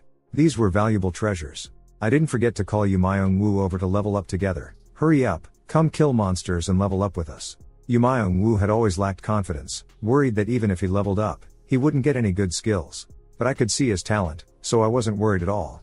As long as he reached level 10, the SS grade crafting skill would definitely appear. However, on closer inspection, the requirement for the golden crafting method, besides reaching level 10, was to sharpen 10,000 blades. What kind of nonsense was that? And the description even had typos. Did the system make a mistake? Where did the system come from, anyway? No one had ever found a clue, even in the future. Because it changed the whole world. Many called it a miracle. But if it was really from a god, how could there be typos? Sure enough, when Yu Myung-woo reached level 10, he still didn't gain any skills. While comforting him, I wondered where things went wrong. Just then, a prompt box suddenly popped up on the screen. "Found you." Sorry. What did that mean? Was the system talking to me? Before I could think about it, Han Yuyun and Park Yerim rushed over. "Hyung, it's dangerous." Han Yuyun tackled me to the ground, shielding me with his body. Park Yerim was a step ahead, spear in hand, unleashing ice magic to block the flames. Han Yuyun said it was the boss's attack. But as I looked at the flames spreading across the mountainside, I thought, a D-class dungeon boss shouldn't have such a wide range attack, right? It turned out the dungeon's boss was originally a giant goat. But just now, a strange bird swooped in and swallowed the boss whole. The portal that should have appeared after defeating the boss was nowhere to be seen. Han Yuyun guessed that this strange bird had replaced the boss, and only by defeating it could we open the escape gate. Han Yuyun was a bit flustered. This was the first time he'd seen such a monster, and he had no idea how strong it was. He handed me the gate stone, telling me to use it to escape if I was in danger. A powerful enemy had appeared out of nowhere, and my little brother gave me the gate stone and told me to run first. That moment made my heart clench, sweat soaking my back. Was history about to repeat itself? With that thought, I pushed the gate stone back to him. "I don't need this. That thing's not as tough as you." Truth was, none of them recognized this monster, but I came from the future, so I knew. It was the tier 2 monster bird, Golden Beak Maya, a fire type, dungeon boss level beast. Its main weapon was its beak, and its weak spots were on its back and belly. The skull is fragile, and it even has a pair of spare wings, so we have to concentrate our attacks on its head, not the wings. Han Yuyun was very curious how I knew all this, but there was no time to explain now. I told him to focus on dealing with the monstrous bird. Everything else could wait until we were out of here safely. This time, I would never let tragedy repeat itself. We all had to get out of here alive, together. I asked Park Yaram to set up a protective barrier with her First Isai skill. Park Yaram immediately activated her skill. First Isai. A snowflake-shaped magic circle appeared, encasing us all in its protection. With Park Yaram's shield in place, I told my brother to go all out in the fight. But he still wasn't reassured. He shoved the gate stone into my hands, then drew his sword and charged at the monstrous bird. My brother Han Yuyun now possessed incredible fire resistance, allowing him to withstand the bird's fiery attacks head-on. Although he didn't have a flight skill, he had something similar, more than enough to take on the bird. The monster bird swooped down with a furious screech, aiming straight for Han Yuyun on the ground, but Han Yuyun was ready. With a flicker, he dodged the attack with ease. Exactly what he wanted. Seizing the moment as the bird landed, he slashed hard, severing one of its wings in a single blow. But the bird's wing quickly regenerated. I couldn't quite understand why he was targeting its wings. If he just jumped up and attacked the bird's head, the fight could probably end right there. The blue willow leaves should be able to substitute for a flight skill. Could it be he hasn't awakened this skill yet? That hardly seemed possible. Just then, the monster bird that had tangled with Han Yuyun for so long suddenly gave up on him, and turned to charge at us instead. The monster bird swooped toward us. Although Park Yaram was an S-class awakener, this was her first time in a dungeon, and she was a bit flustered facing a monster. At that crucial moment, Han Yuyun finally activated the blue willow leaf skill. Countless blue leaves shot out, winding around the monster bird and restricting its movements. I was instantly excited. So he really could use the blue willow leaves after all. I'd thought my brother would step on the willow leaves and finish the bird off in style. But instead, he just stood there, waving his hands like an idiot, directing the leaves to entangle the bird. I hurriedly shouted, "That's not how you use the skill. Step on the leaves and jump up." Han Yuyun froze when he heard me, then tentatively stepped onto a leaf. To his surprise, the blue willow leaf held his weight and lifted him into the air. Han Yuyun was immediately thrilled.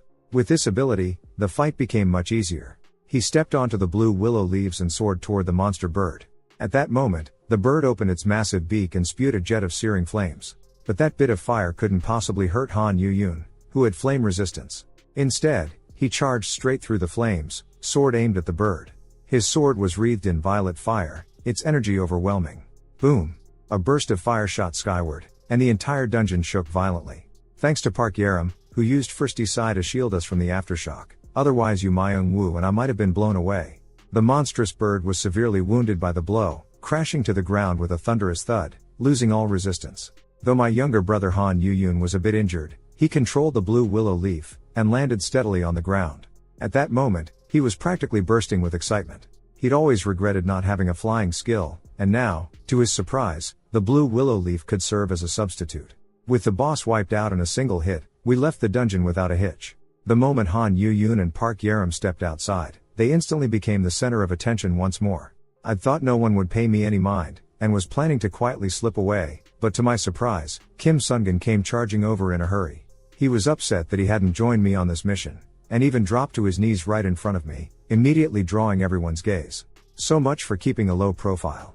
Kim Sungun asked if I was hurt, and even offered to carry me back. I quickly waved him off. That night, I went to my brother Han Yuyun's place. He was showering, so I decided to head out to the garden to play with the flame-horned lion cub. The moment the little lion saw me, it bounded over in excitement, nearly making me cough up blood. Then we started a game of tug-of-war, and I even fed it a dinner that reeked of the scent of money. By the end of it all, I was completely exhausted, thinking maybe this would help soften it up a little. I lay sprawled on the ground, replaying the day's events in my mind. So many strange things had happened today. The system not only started making typos, but even talked to me through the chat window. And the dungeon too. High-level monsters crashing in like that, something that shouldn't have happened for years to come. A sudden wave of panic hit me. Could all this be because I turned back time? Is it possible that the system is only talking to me directly because of some space-time glitch? Frustrated, I shook my fist. How is this my fault? If that's the case, the system should have spelled things out from the start. This system is really unfriendly. Just the skill section alone is headache-inducing, and if I'd known in advance, I never would have chosen "I love you" as a keyword. Maybe my complaints actually did something, because suddenly a huge book appeared in front of me. What is this? An attendance sheet? It looked just like something from kindergarten, and I honestly had no idea what the system designers were thinking. There was a big S emblem on the cover, and beneath it, "Tame Target Complete," with photos of my brother Han Yuyun and Park Yaram attached. But what really shocked me was the 50 blank spaces inside. I guess what's recorded here are the S ranks I've already tamed. Is the system planning for me to tame 50 S ranks? This is just a flame-horned lion cub, but even when faced with attacks from a full-grown beast, it showed no fear. In a flash, it had already finished the solo kill. Afterwards, Peace calmly licked the blood from its paw. Now, it was already about 20 inches long, weighing nearly 24 pounds. Almost double what it was 2 days ago. I filmed the hunt from the sidelines. I named this magical beast Peace. As a high-level beast, combined with my taming skill, its growth rate is incredibly fast. I threw my arms open in excitement, and Peace played along, leaping into my embrace. That impact nearly made me cough up blood again. Luckily, I'd come prepared. I borrowed every piece of equipment I could find that boosted stamina and strength, so I could at least withstand the unintentional blows from Peace for the time being.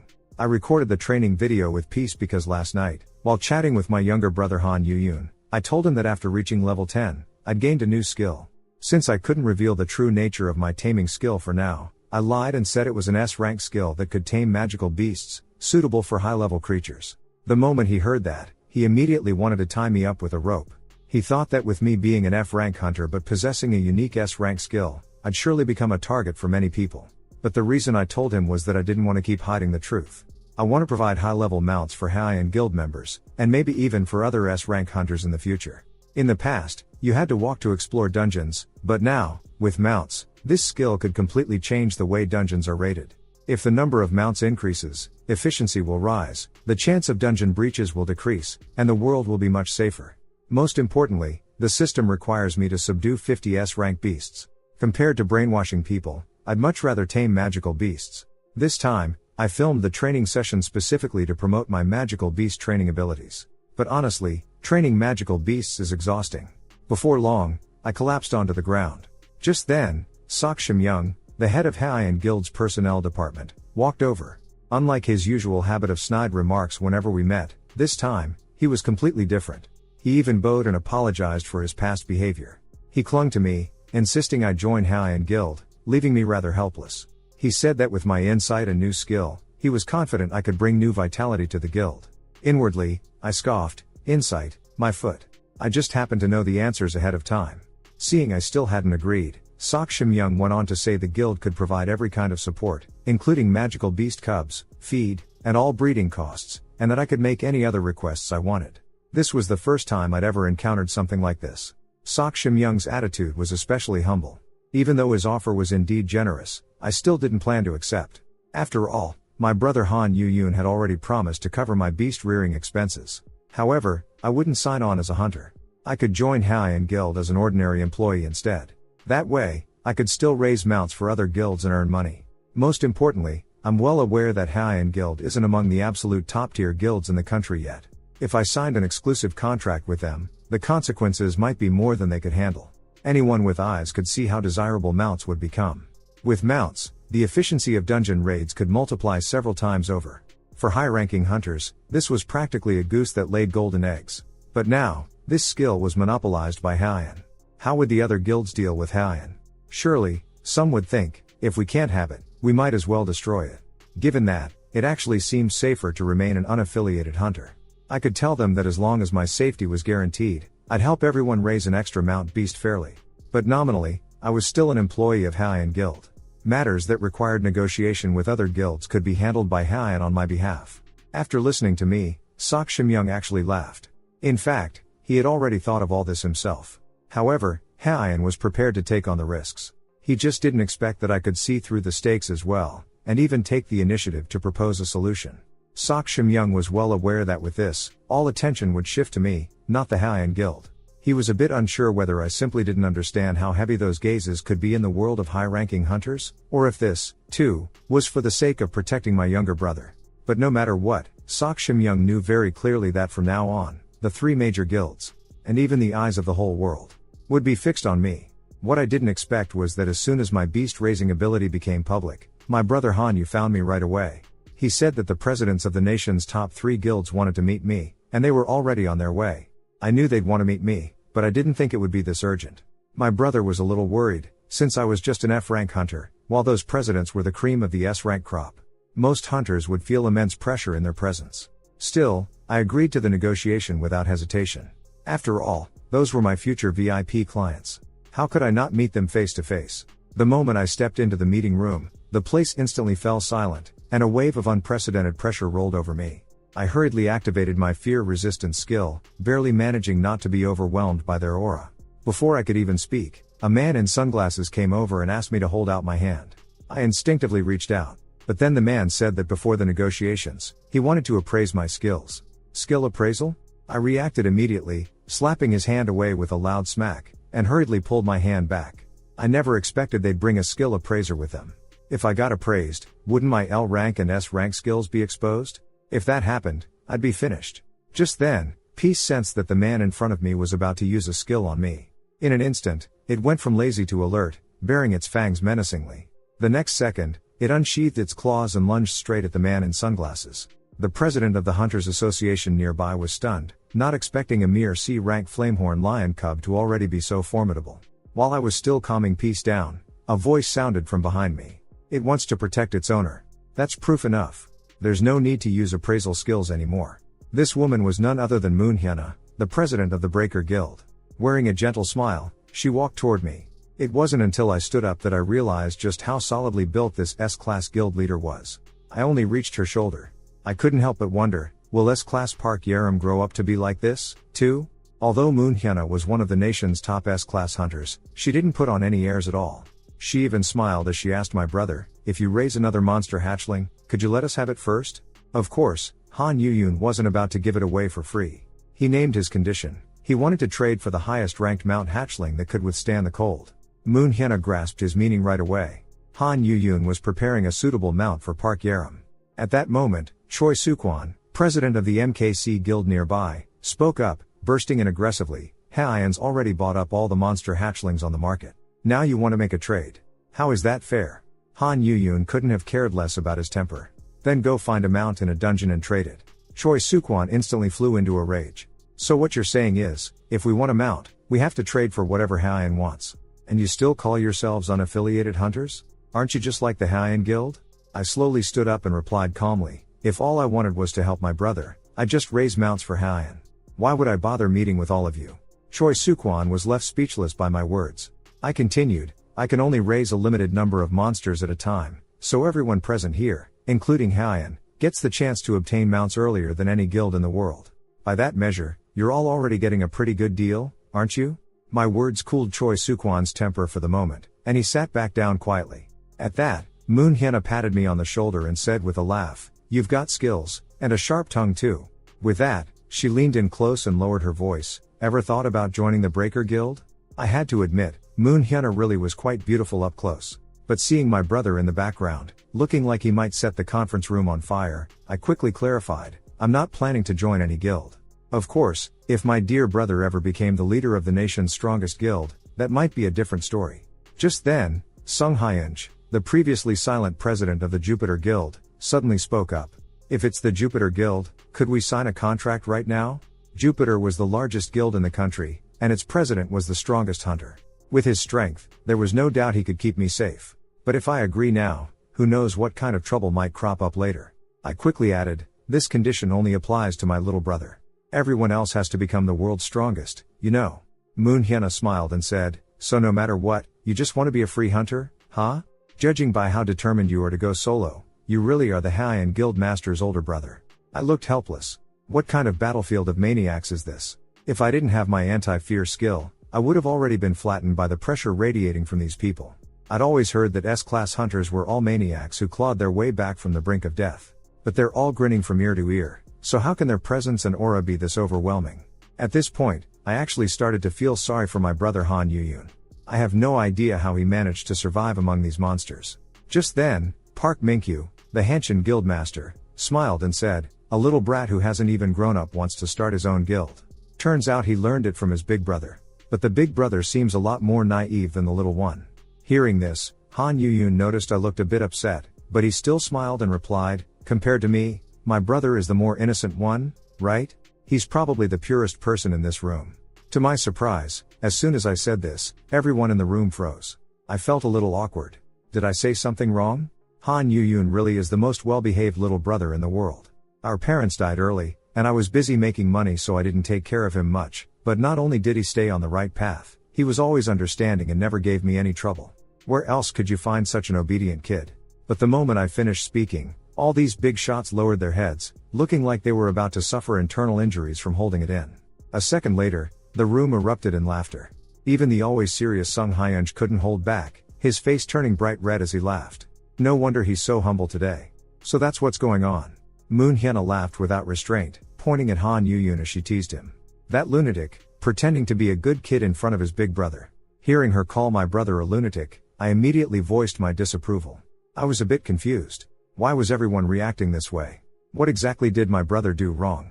He became a guild master at such a young age. It's only natural he'd have a few tricks up his sleeve. In the midst of all this laughter, Moon Hyuna pulled out the prepared contract. The main details had already been negotiated between Haiyan Guild and them, but this was my first time seeing the official document.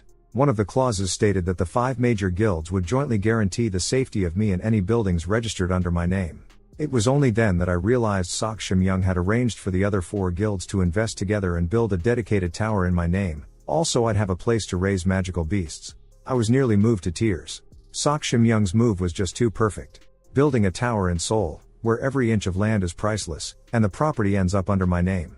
I was grinning so hard my face almost cramped. Make sure to call Yu Myung-woo over then. He can set up equipment manufacturing in the building, and Sok Hyan can build a lab.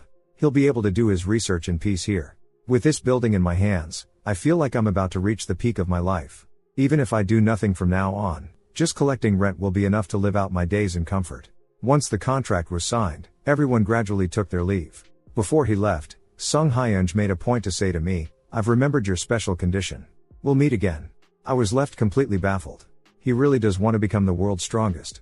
Han Yu-yoon ran over to comfort me too, telling me not to mind what everyone said earlier. He has a clear conscience, after all. Of course, I wouldn't care about that. My brother is the chairman, it's impossible for him to be perfect in everything. All in all, today's negotiations were a great success. That evening, I returned to the company dormitory. Yu Myung-woo had prepared a table full of dishes to celebrate my successful signing of the contract. As I ate, I told Yu Myung-woo to pack up his things and get ready to move into my new building. But before I could finish speaking, Yu Myung-woo suddenly collapsed onto the ground with a thud. And started crying. Choking back tears, he said, "So I'm being kicked out after all." I was speechless for a moment, and hurried to explain that wasn't what I meant. But he wouldn't listen at all, and kept saying, "It was bound to end up like this sooner or later. After all, I'm only an F rank. There's no use in keeping me around. Thank you for everything so far." With that, he tried to leave. I grabbed hold of him in a panic. He's a crucial part of my retirement plan, after all. Plus, if he polishes another 10,000 blades, he'll unlock an SS rank skill. But if I told him that directly, he'd probably think I was just trying to comfort him. I had no choice but to invoke Sok Hyan's name. If I want him to believe, I'll have to borrow some authority. I told Yu Myung-woo there was a special kind of training that could let awakened people like him learn unique skills. As I said this, I took out a pile of short knives. Yu Myung-woo looked completely bewildered, totally at a loss as to what I was doing. I put on a mysterious air, warning him that this method must never be spread. In fact, Yu Myung-woo already had an auxiliary skill related to weapons. I told him to use that skill to polish these blades. Though he still hadn't figured out what was going on, he trusted me and did as I said. It didn't take long for him to finish polishing the first short knife. Sure enough, the system recorded the number of blades he polished. Now I could finally relax. I told Yu Myung-woo that if he kept repeating this process, he'd be able to obtain a top-tier equipment-related skill. With a skill like that, he'd never have to worry about his livelihood. But the prerequisite was polishing 10,000 blades. If you spread it out over a year, though, it's actually doable. Yu Myung-woo got so excited when he heard that. He said he could polish 100 blades a day and finish in 100 days. He even said, full of confidence, that repetitive work like this was his specialty. He'd get it done in no time, and he wanted me to watch and see what he could do. I hurriedly told him to put the knife down. Saying things like that while holding a knife just sounded far too bizarre. Now that the issue with my retirement asset number 1 was settled, it was time to check on my retirement asset number 2. I went straight to Sok Hyan's lab. Sok Hyan was brimming with excitement, praising me for my thorough understanding of dungeons. She even wondered if I'd done extra research, and invited me to join her at the institute and set up a lab together. But all I could do was sigh helplessly. We'd already been talking for hours, and I just wanted to go home. Sok Hyan pressed on, asking if everyone really thought dungeons were unpredictable. Was there truly no one who believed there was a pattern, someone willing to study it? I quickly replied that I was only speculating for now, and still needed more data to back it up. After all, there were just too few dungeons in our country. This made perfect sense to Sok Hyun. She also felt our country was too small, with far too few dungeons. But she soon realized she'd said too much. What she really meant was, if we could investigate more dungeons, we could run systematic analysis. Her words struck me all of a sudden, making me realize why Sok Hyun would go abroad in the future to join an American team. 3 years later, she and her team discovered the rules behind dungeon generation. The US made a fortune worldwide on the resulting patents. I couldn't help but wonder if there was a way to keep her here, so she could uncover that pattern at home. Just then, she brought out buckwheat jelly and rice wine. All to lure out the Dakabi. Of course, this Dakabi wasn't the kind from legends, but a very famous spatial travel hunter. He dressed like his namesake, always appearing in bizarre outfits and behaving strangely. His identity was a complete mystery, no one knew his real name, not even his age or gender. The only thing anyone was certain of was his unique ability to move through space.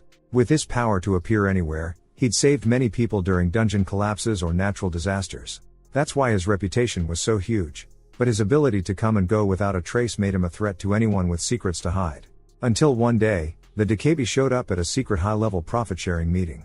With his teleportation, he rendered everyone's guns useless. He left only a single message: "You officials, so full of secrets, remember, my bundle carries all kinds of secrets. As long as I'm safe, those secrets will never be revealed." With that, the Dakabi vanished in an instant. An already elusive power, paired with the fact that no person or organization is ever truly clean.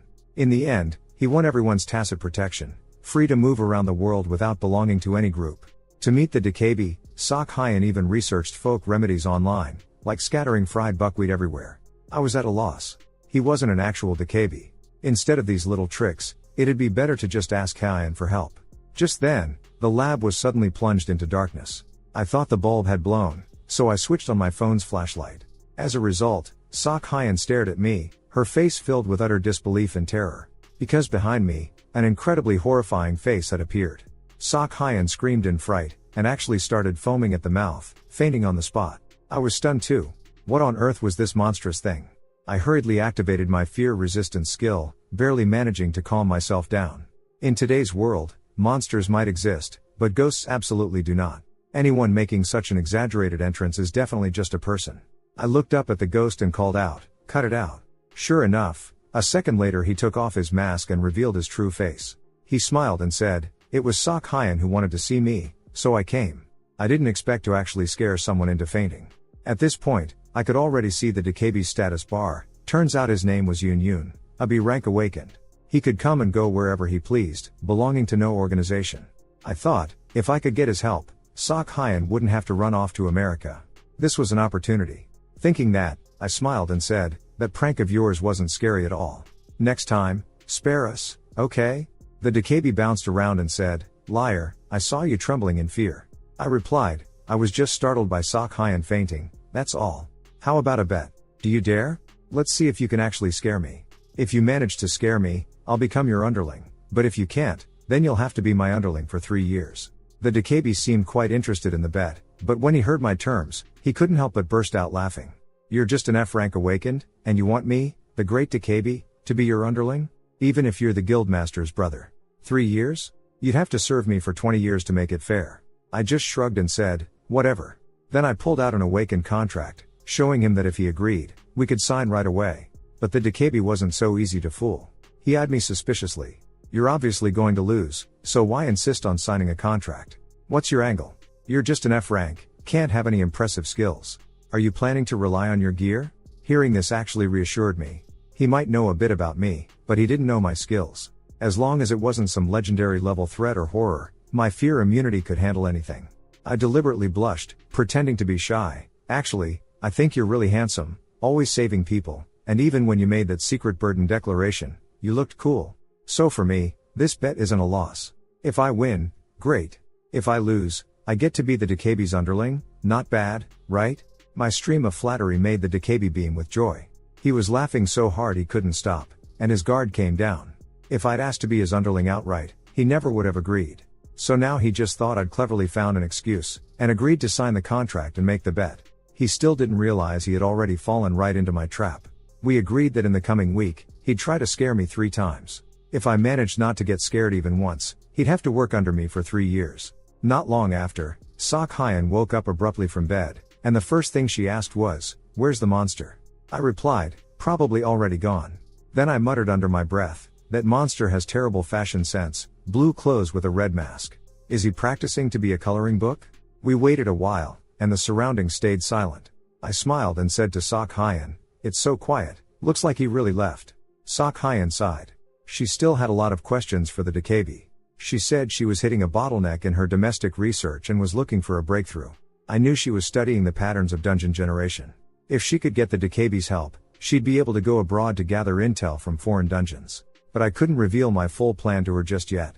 I only told Sok Hyun that I had a way to provide her with plenty of data, so she could continue her research at home. The condition was, once she achieved results, we'd split the profits. Sok Hyun hesitated, worried that the research might not bear fruit, and she might end up with nothing. But I knew what she'd accomplish in the future, so I wasn't worried at all. I told her to relax and just throw herself into the research. I also mentioned that a newly discovered extreme dungeon near Bay City was likely a swamp or ocean environment, and that she could assemble a team to bid for the management rights. It would definitely help her research. After that, I left Sok Hyun's lab. Next, it was my turn to play with the Dikebi. An old man with white hair appeared outside the window, flashing a creepy grin. I, however, stayed completely calm, hugging peace in my arms, even mocking his old-fashioned scare tactics. First attempt to scare me, failed. The next day, I brought Yu Myung-woo some blunt knives from a second-hand store. Out of nowhere, a pair of hands grabbed my feet, and with a crash, I was thrown to the ground, face first. I was furious. I said, "Scare me, not try to kill me." The Dikebi hurriedly apologized, saying he didn't think I'd fall so easily. Second attempt, still a failure. Then one night, I got up half asleep to get some water. Suddenly, a scarecrow covered in blood popped up in front of me. I pretended to be startled. Well, that's a bit more creative, but I'm still not scared. But just as I turned my head, a withered, bony hand appeared out of nowhere. The Dikebi, suspended in midair, let out a series of creepy crackling noises. Wow, a combo attack this time? Honestly, I almost fell for it. I took a step back, only to bump into someone. Yu Myung-woo was standing there, clutching a short knife, slowly turning his head to look at me. That was enough to scare the Dikebi half to death. He screamed, "There's a ghost." Turns out Yu Myung-woo couldn't sleep and got up to sharpen his knife. When he turned and saw the Dikebi crouched in the corner, he was so frightened he started foaming at the mouth and passed out. The third time, he still failed. The Dikebi was utterly defeated. The Dikebi never expected to actually lose, and in his frustration, he rolled around on the floor, crying. He sobbed that he'd be mocked by his subordinates for signing contracts so carelessly, and decided he wouldn't go home anymore. He was going to stay here with me. I was speechless, telling him to stop crying, reminding him he was a grown-up. I asked him how old he really was. Still crying, the Dikebi said he was over 100 years old, and insisted he was a real Dikebi. I told him to quit joking. How could there be Dakebis in this world? But the Dikebi argued back, saying, "Aren't there dungeons and awakened ones in this world? Plus, you even have a little brother who can breathe fire." The way he said it, it actually made some sense. Compared to dungeons and suddenly appearing awakened ones, Dakebis or spirits didn't seem that hard to accept. But isn't he one of the awakened, too? I can see his detailed stats. Although his name is pretty strange by human standards. The Dikebi took off his mask and told me he really was over 100 years old, but he'd only come into existence 3 years ago. When he said this, I immediately remembered, 3 years ago was when the dungeons and the system first appeared. I asked him, "So you were born together with the system back then?" He nodded and said I guessed right. It turns out that what are called Dikebi are spirits born when a soul attaches itself to an old object. He had slept for 100 years, only waking when the power of the dungeon seeped into the world. For a moment, I wasn't sure if I should believe him. But thinking it over, what he said made a lot of sense. That would explain his Dikebi skills of moving freely through space. After all, the system's abilities are themselves connected to space. Still, it's a little hard to believe he's truly a Dikebi. I asked him again, "Your name is Yoon Yoon. Yoon is your family name, and the second Yoon means wheel. So, were you originally a watermill that belonged to the Yoon family for generations?" The Dikebi looked at me, stunned, and asked how I knew. I'd actually just guessed right. I'd read a similar legend online before, so I just blurted it out. But regardless of whether he's really a Dikebi or not, now that he's lost the bet, he's become my subordinate. I picked up the organized documents and smiled at him. "My Dikebi subordinate, I have a task for you now." Who would have thought that a legendary Dikebi would behave just like a child? The moment I asked him for help, he threw a tantrum and rolled around on the floor. I handed him the documents and told him to investigate dungeons in other countries. I'd written out all the details he'd need to look for. Usually, Foreigners can't get into dungeons, but with his invisibility and space warping skills, it should be a breeze. The Dakabi pouted, still lying on the floor, and said, "Of course that's easy, but why do I have to investigate this?" I quickly put on my best smile and flattered him. "Why, it's so that you, great Dakabi Lord, can become a true hero. By gathering intelligence, we might discover the patterns behind the appearance of dungeons.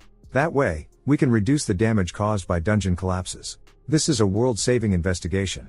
And the Dakabi who gathers all this intel will naturally become a hero to the world. By then, there will be even more legends about you, and all kinds of merchandise, too." The Dakabi was overjoyed by my praise and flattery, and immediately snatched up the documents. He said he didn't really care about being a hero or not, he just wanted to contribute to scientific research. But then he asked me, did he really have to go to other countries? Those places were all so far away. I was taken aback for a moment. "Can't you teleport?" The Dakabi said that places abroad were too far. For now, he couldn't move such long distances. Had he not learned long-range teleportation yet? Thinking it over, he really didn't have that ability in his skills list. If that was the case, I'd have to train him myself, help him master this power. Thinking about this, I absent-mindedly told him, "I love you." The Dakabi froze in place, asking why I'd suddenly said that. I hurried to explain, "Aren't Dakibas supposed to be a race full of love?" I even gave him a particularly affectionate look. A real Dakabi ought to be used to being loved, after all. The Dakabi looked at me, disbelief written all over his face. Is that really true? In the end, he didn't say "I love you" back. Instead, he was so spooked he turned and bolted, vanishing without a trace. A bit of a pity, but there'll be other chances. That night, Sok Shimyoung and Sok Hyan came running over, both of them buzzing with excitement. Because the dungeon I'd asked them to bid for really was the Mud Dungeon, and inside were some extremely rare materials. With this, the Hyan Guild now had a steady source of funding. Sok Shimyoung couldn't figure out how I'd known, but he'd already decided to list me as a key talent. He even said he wanted to fit me with a tracker for my own protection. I almost sent peace to bite him. All I could do was say that I was just guessing, and that real predictions would have to rely on Sok Hyan's research. As soon as I finished, I slipped away. After all, my predictions are accurate for now, but who knows about later. I don't want to play the expert and end up being called a fraud. But they just thought I was being modest, and the rumors kept getting more and more exaggerated. This is a notoriously difficult pet maze. Inside, there are mirrors, walls, and toys meant to confuse and block your line of sight. They say even well-trained cats and dogs take at least 3 minutes to find their way out. But as a high-rank magical beast, the Flamehorn Lion, Peace, burst across the finish line before the host even finished talking, breaking the record. I hugged Peace enthusiastically, showering him with praise. He was delighted. The host and the guests were clearly all charmed by Peace's cuteness, and couldn't stop complimenting him. Why did I suddenly appear on a TV show? Well, that goes back a few days. Sok Shimyoung suggested I join this program called "I Can't Believe There Are Hunters Like This in the World." To be honest, I was against it at first, but Sok Shimyoung said that no matter how much I hid, the information would eventually spread worldwide. So, it was safer to let everyone know who I am. The more famous, the safer. Those words convinced me, and I agreed to go on the show. Even though being cyberbullied in my previous life left me with a shadow over such things, this time, at least, I had adorable Peace with me. He made everyone fall in love with him. Even the host remarked it was his first time seeing such an adorable little monster. Peace became the center of attention in the entire venue. This gave my vanity an immense sense of satisfaction. It felt a bit like the joy of watching your own child take first place. All my prejudices against television shows vanished in an instant. Peace performed all sorts of tricks energetically in front of the camera, and the atmosphere on set was full of laughter and cheer. After the recording ended, I slumped into a chair, utterly exhausted, but my mood was exceptionally good. At last, I'd had a chance to show off to my heart's content. With a pet as cute as Peace, it's honestly a shame to keep it hidden away at home. I even considered making a social media account for it. Who knows, maybe I could sell some merchandise or something. When Peace grows up and becomes a world-famous superstar, I could bask in the glory as both its manager and magical beast caretaker. I was still daydreaming about fame when I suddenly felt something dangling down onto my face. I opened my eyes and nearly had a heart attack. The president of the Breakers Guild, Moon Hyuna, was standing above me, beaming down not far from the top of my head. Her sudden appearance startled me so much that I dropped straight to my knees. Even Peace's fur puffed up in alarm. Moon Hyuna explained that for a TV program about magical beasts, there had to be at least 3A rank or higher hunters present for protection, and she'd come along to see me as well. She reached out as if to help me up, leaving me at a loss for words. Did something this minor really need an S-rank guild leader to personally show up? When I didn't respond, She muttered to herself, "Do you want me to lift you up with a proper princess carry or something?" "Of course not," I whispered, reminding her, "Everyone's watching, don't do anything that could cause a misunderstanding." To my surprise, Moon Hyena just grinned and said, "Why should I care? You're going to be the one raising my child, after all." My jaw nearly hit the floor. This woman's words were more shocking with every sentence. Moon Hyena patted me on the shoulder, still smiling. "I really do like you a lot. How about coming to work for me?" I shot back, disgruntled, "Talk to me when you're the world's strongest." Moon Hyena just smiled slightly and went on, "You're getting pretty bold with your words these days. What's there to be afraid of? My little brother's an S-Rank too." Just then, Park Yaram, who had gone to buy drinks, came running back. A sudden, powerful gust of air appeared, forming a semi-transparent barrier that separated Moon Hyena and me inside. Park Yaram tried to approach, but she couldn't get past the barrier at all. Moon Hyena made a silencing gesture to Park Yaram and said, "Just give me 5 minutes." Peace was terrified, baring its teeth at Moon Hyena, trying to look fierce but only managing to be even cuter. I quickly scooped Peace up and asked Moon Hyena what she wanted. She grinned and said, "It's just a simple skill, our voices are isolated in here." Simple as she made it sound, I knew this was anything but ordinary. Park Yaram was S-Rank too, but she didn't stand a chance. I knew Moon Hyena wouldn't hurt me in a situation like this, but facing an S-Rank hunter alone still made me uneasy. I asked him gently if there was something he wanted to say to me in private. "It's not really a secret," he said, "just a reminder to be careful when speaking ill of others. I guess I don't really understand my own little brother, so I'm a bit worried about him." The moment I realized Moon Hyena seemed to want to speak ill of my brother, my expression darkened immediately. Moon Hyena told me to calm down. She wasn't trying to sow discord. With a hint of a smile, she asked, "Do you really trust your brother? That kind brother of yours, do you really believe he became guildmaster purely by his own strength? Growing up poor, without parents, and being so obedient, in reality, not even fairy tales dare to write such things, because it's too unrealistic." Just as I was about to defend my brother, Moon Hyena cut me off. "Do you think he's like an angel, a child who fell from the heavens? But angels don't step over others to build their own guilds. Do you want to hear what your brother has really been through as a hunter? Moon Hyena used to be an athlete, then unexpectedly awakened as an S-Rank hunter, and later became the master of the Breaker Guild. But what could someone who only knew sports possibly understand about running a guild? She and MKC Guild's master, Choi Sukwan, are the same, just attaching their names and cooperating with big companies. So, among the country's top 5 guilds, the only real guild masters are Jupiter Guild's Sung Hyunj and Haiyan Guild's Han Yu-yoon. At that time, Han Yu-yoon was still just a student, yet he dared to ignore the olive branches of all the major companies and form his own guild. Moon Hyena thought he was simply overestimating himself and would soon fail. As expected, he encountered all kinds of suppression, and there were even rumors someone tried to poison him. When people from the major guilds joined forces to attack Haiyan Guild, Moon Hyena even tried to dissuade them. She felt that, no matter what, it was too harsh to go after a kid like that. But when she arrived at Haiyan Guild, what she saw was a shocking scene. Flames roaring at the gates of Haiyan Guild, and the ground littered with charred corpses.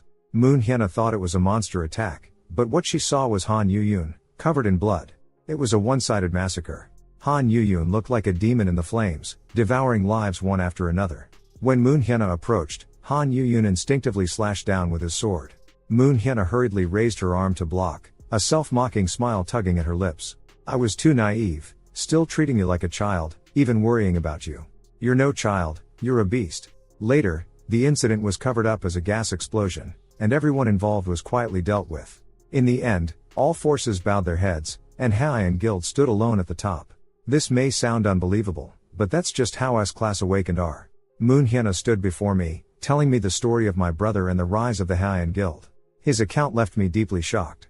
It was the first time I'd heard that my brother had gone through all that. Moon Hyena said to me, "I heard you two have been separated for a long time. Haven't you noticed? The brother after awakening is nothing like the one you remember. That guy's a monster. He might seem gentle on the surface, but he could show his true colors in front of you at any moment." Moon Hyena leaned in close to my ear and lowered her voice, "It's too dangerous to stay by his side. Why not join our Breakers Guild instead?" At that moment, her phone suddenly rang. It was Han Yu-yoon calling after receiving a message. I kept quiet the whole time, and seeing this, Moon Hyena said she could help me if I wanted to keep my distance from Han Yu-yoon.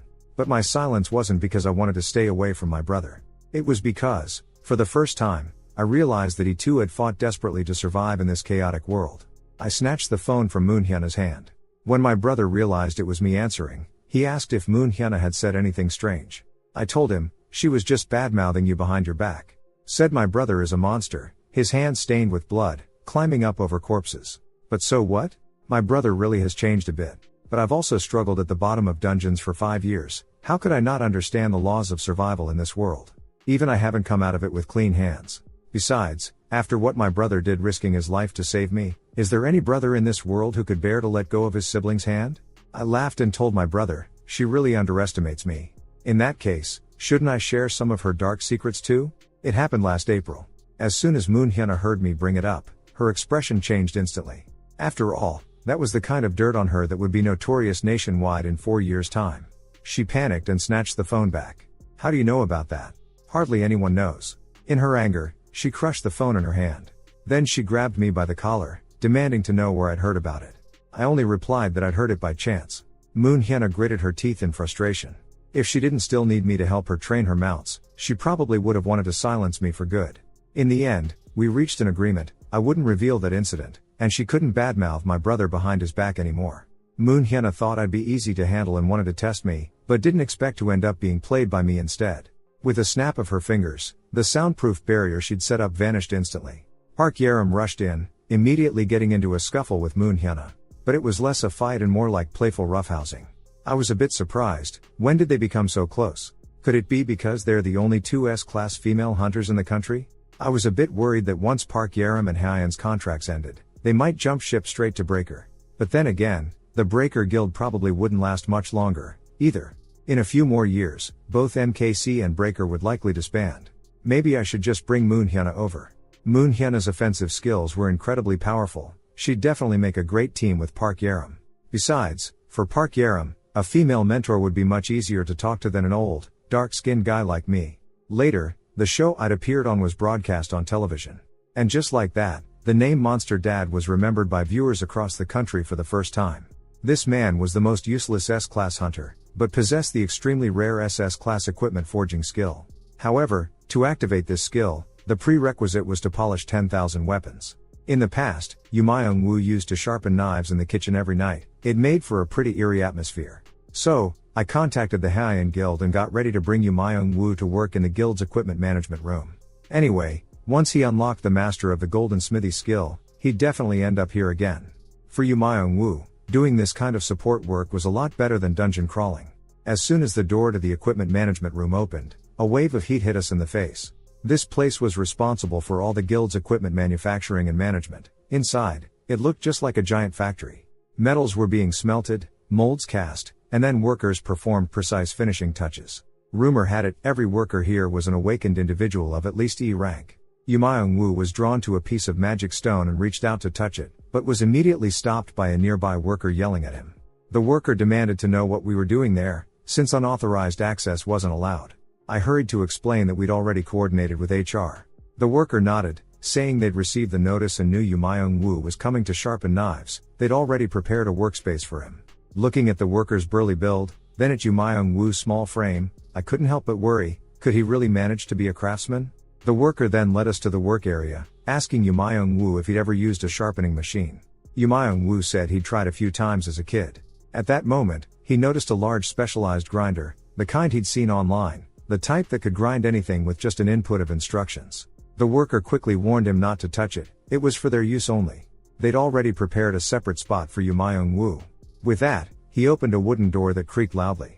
To our surprise, the place he brought us to was a storage room piled high with junk. Amidst the heap of scrap, there was only one old, moldy hand-cranked grinder. I was just about to step forward and argue, but Yu Myung-woo held me back. It was only then that I realized the workers here didn't seem to like Yu Myung-woo very much. They thought he only got the job because of his connection to the chairman's brother. After all, this place would normally never hire an F rank. Yu Myung-woo told me not to worry about it. In other people's eyes, he was just someone who got in through the back door. He only smiled and said that being able to use the equipment here was already enough for him, and that he would work hard. Still, since I was the one who brought him in, I couldn't help but feel a bit guilty. But Yu Myung-woo didn't seem to care much. He pulled up a stool and sat down in front of the grinding wheel, ready to start sharpening blades. Although he'd only used this kind of manual grinder a few times when he was a child, luckily he still remembered how it worked. The stone wheel started spinning, the carving knife making a clacking sound as its edge was gradually honed to sharpness. Before long, he had finished sharpening a good blade. I saw the system progress bar increase. It seemed this method did count as blade crafting. Manual equipment like this was more reliable. Fully automatic machines might not be recognized by the system. Yumayong-woo quickly found his rhythm, tying back his long hair, and devoted himself to grinding the knives, completely absorbed in his own world. Even when I spoke to him, he didn't answer. Watching him like this, I was a little surprised. I didn't expect he could show such a focused expression. In my memory, Yumayong-woo had always seemed timid and hesitant. This was the first time I'd seen him so invested. It was as if a fish had returned to water, natural and at ease. Even a layperson could tell that this was his calling. In no time, he had finished sharpening blade after blade. It looked like I wouldn't have to worry about Yumayong-woo anymore. Seeing him so focused, I couldn't bear to disturb him, so I quietly slipped away. Who would have thought that the next day, Yumayong-woo would be so sore that he could only rest at home? The people in the equipment management office all laughed at him, saying he tried to slack off by relying on connections, but couldn't take the hard work and ran off. But the worker from yesterday pointed at the small room and said to everyone, "Take a look in there." Would someone trying to slack off do that? Inside the small room, piles of sharpened blades filled the space. In just one day, Yumayong-woo had sharpened 1,000 blades. Although he had to take a sick day because of muscle soreness, he also made the equipment management office realize that he wasn't here to mess around. From then on, Yumayong-woo spent every day sharpening blades without rest. In a week, he had already sharpened 5,600 blades. That evening, Yumayong-woo cooked a sumptuous meal, the whole dinner table practically glowing. Could sharpening blades really improve your cooking skills? Park Yerim took a bite and immediately showed a look of pure satisfaction, even changing the way she addressed him to Myung-woo Oppa. Shoveling food into her mouth, she said that she'd be heading to the dungeon soon, where there definitely wouldn't be meals this good. Park Yerim had been bored out of her mind lately. She'd been waiting for this day. However, the members of the Haiyan Guild thought he was too young, so they only allowed him to enter dungeons ranked B or below. This left Park Yerim feeling quite frustrated. All she wanted now was to level up quickly, gain new skills, and she even dreamed of running dungeons every single day in the future. But I immediately shot down her idea. When your stamina is depleted, you can feel it, but it's much harder to notice when your mana runs out. If you use up all your mana in a dungeon and suddenly pass out, it could be a matter of life and death. With that, I asked Park Yerim what her current mana value was. She told me it was 102.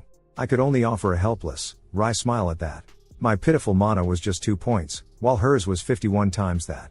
Standing next to me, Park Yerim completely missed my self-deprecating tone. She instead ran off to ask Yumayong-woo why he didn't go into dungeons. She said that with Yumayong-woo's skills, he could make a fortune as a chef in the dungeons. While the two of them chatted enthusiastically, I noticed that after a week of sharpening, Yumayong-woo's hands were already covered in wounds. I asked with concern if he'd been working too hard lately, spending all day sharpening blades and still having to cook. Yumayong-woo, however, waved it off, saying it was fine, he was doing it because he enjoyed it. I lent him my own gloves, telling him to wear them whenever he was sharpening blades. Yumayong-woo knew these gloves were rare equipment that I'd always treasured, and he never expected me to lend them to him. He was so touched that he hugged me right then and there, promising he'd use them well. From then on, he wore those level 1 gloves every day, continuing to diligently grind away. The other colleagues gradually started to accept this hard-working connected hire. Seeing him sweating buckets, someone even handed him a towel infused with manastone powder, which could help regulate body temperature.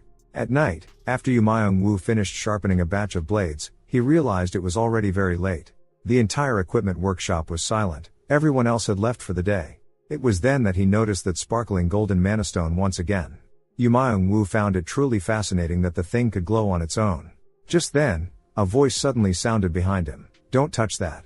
Yumayong-woo jumped in surprise. The speaker was the foreman who had brought him in on the first day. The foreman told Yumayong-woo that this was an S-rank manastone, worth over 1,000,000,000 won. Manastones of this size and quality were extremely rare. They hadn't yet decided how to process it, so it was being stored here for the time being. The foreman knocked on the door, sighing a little as he said that even in a guild as large as Haiyan, no one in the equipment team was able to work with that manastone. Then the foreman turned to Yumayong-woo and said, "It must be tough being bullied for being a connected hire, right?" Yumayong-woo quickly bowed his head in panic and said it was nothing. The foreman ignored his reaction and went on, "I heard you helped sharpen every staff member's gear yesterday. I saw it myself, they looked good as new." Yumayong-woo was a bit taken aback by the foreman's words, not quite understanding what he meant. Then the foreman explained that his resilience was sufficient, and if he wished to stay and work together, he should continue to prove himself through his actions. Hearing this, Yumayong-woo finally breathed a sigh of relief and broke into a smile. Everything was going smoothly. Until that day, when someone pushed open the door to the equipment management room. She hurried over to Yu Myung-woo and said, "You're Hunter Yu Myung-woo, right? Please come with us." The foreman quickly asked what had happened, but the woman grabbed Yu Myung-woo by the shoulder, saying, "We need to question you regarding the disappearance of Hunter Han Eugene." At those words, Yu Myung-woo was completely stunned. What happened to Eugene? Yu Myung-woo was in utter shock. He clearly remembered Han Eugene saying he'd be staying at Haiyan Guild all day. Just then, Park Yerim also rushed back in a hurry. She had been about to head to a dungeon, but upon hearing the news, she came straight back. Han Yu-yoon was also on his way back. Everyone was anxious, but there were no leads at all. Time rewound to a few hours earlier. I was lying on the sofa, savoring a peaceful afternoon. Both my brother and Park Yerim were working hard these days. Sok Hyan had also joined us, and Yu Myung-woo's skill awakening was just a matter of time. I really didn't have a single worry left, except for the fact that Peace had torn up the sofa. Peace, who'd been cooped up at home, seemed to be going stir crazy and kept making a fuss by my side. I had no choice but to decide to take him downstairs for some training. Cradling Peace in my arms, I made my way to the elevator, where security staff assigned to my safety were stationed. Although it was a bit stressful, ever since the negotiation with the 5 major guilds, each guild had been taking turns sending people to protect me. Today's guard was a B-rank hunter from MKC Guild. Our destination was the gym on basement level 2.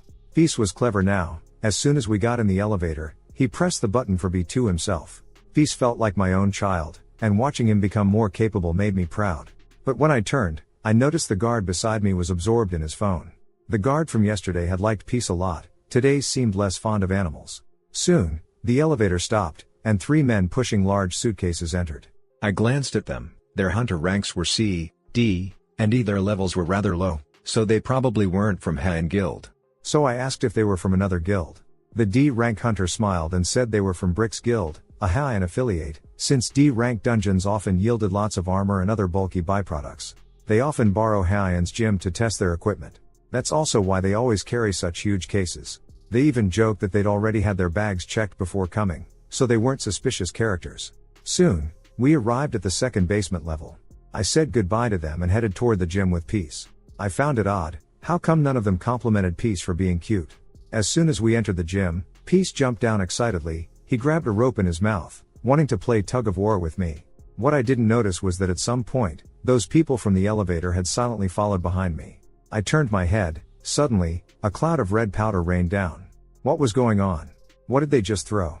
At that moment, a system prompt appeared. Detected item watcher's fruit. Antitoxin skill has been activated automatically. Item effect neutralized. Although I was fine, Peace had inhaled the powder and collapsed to the ground with a thud.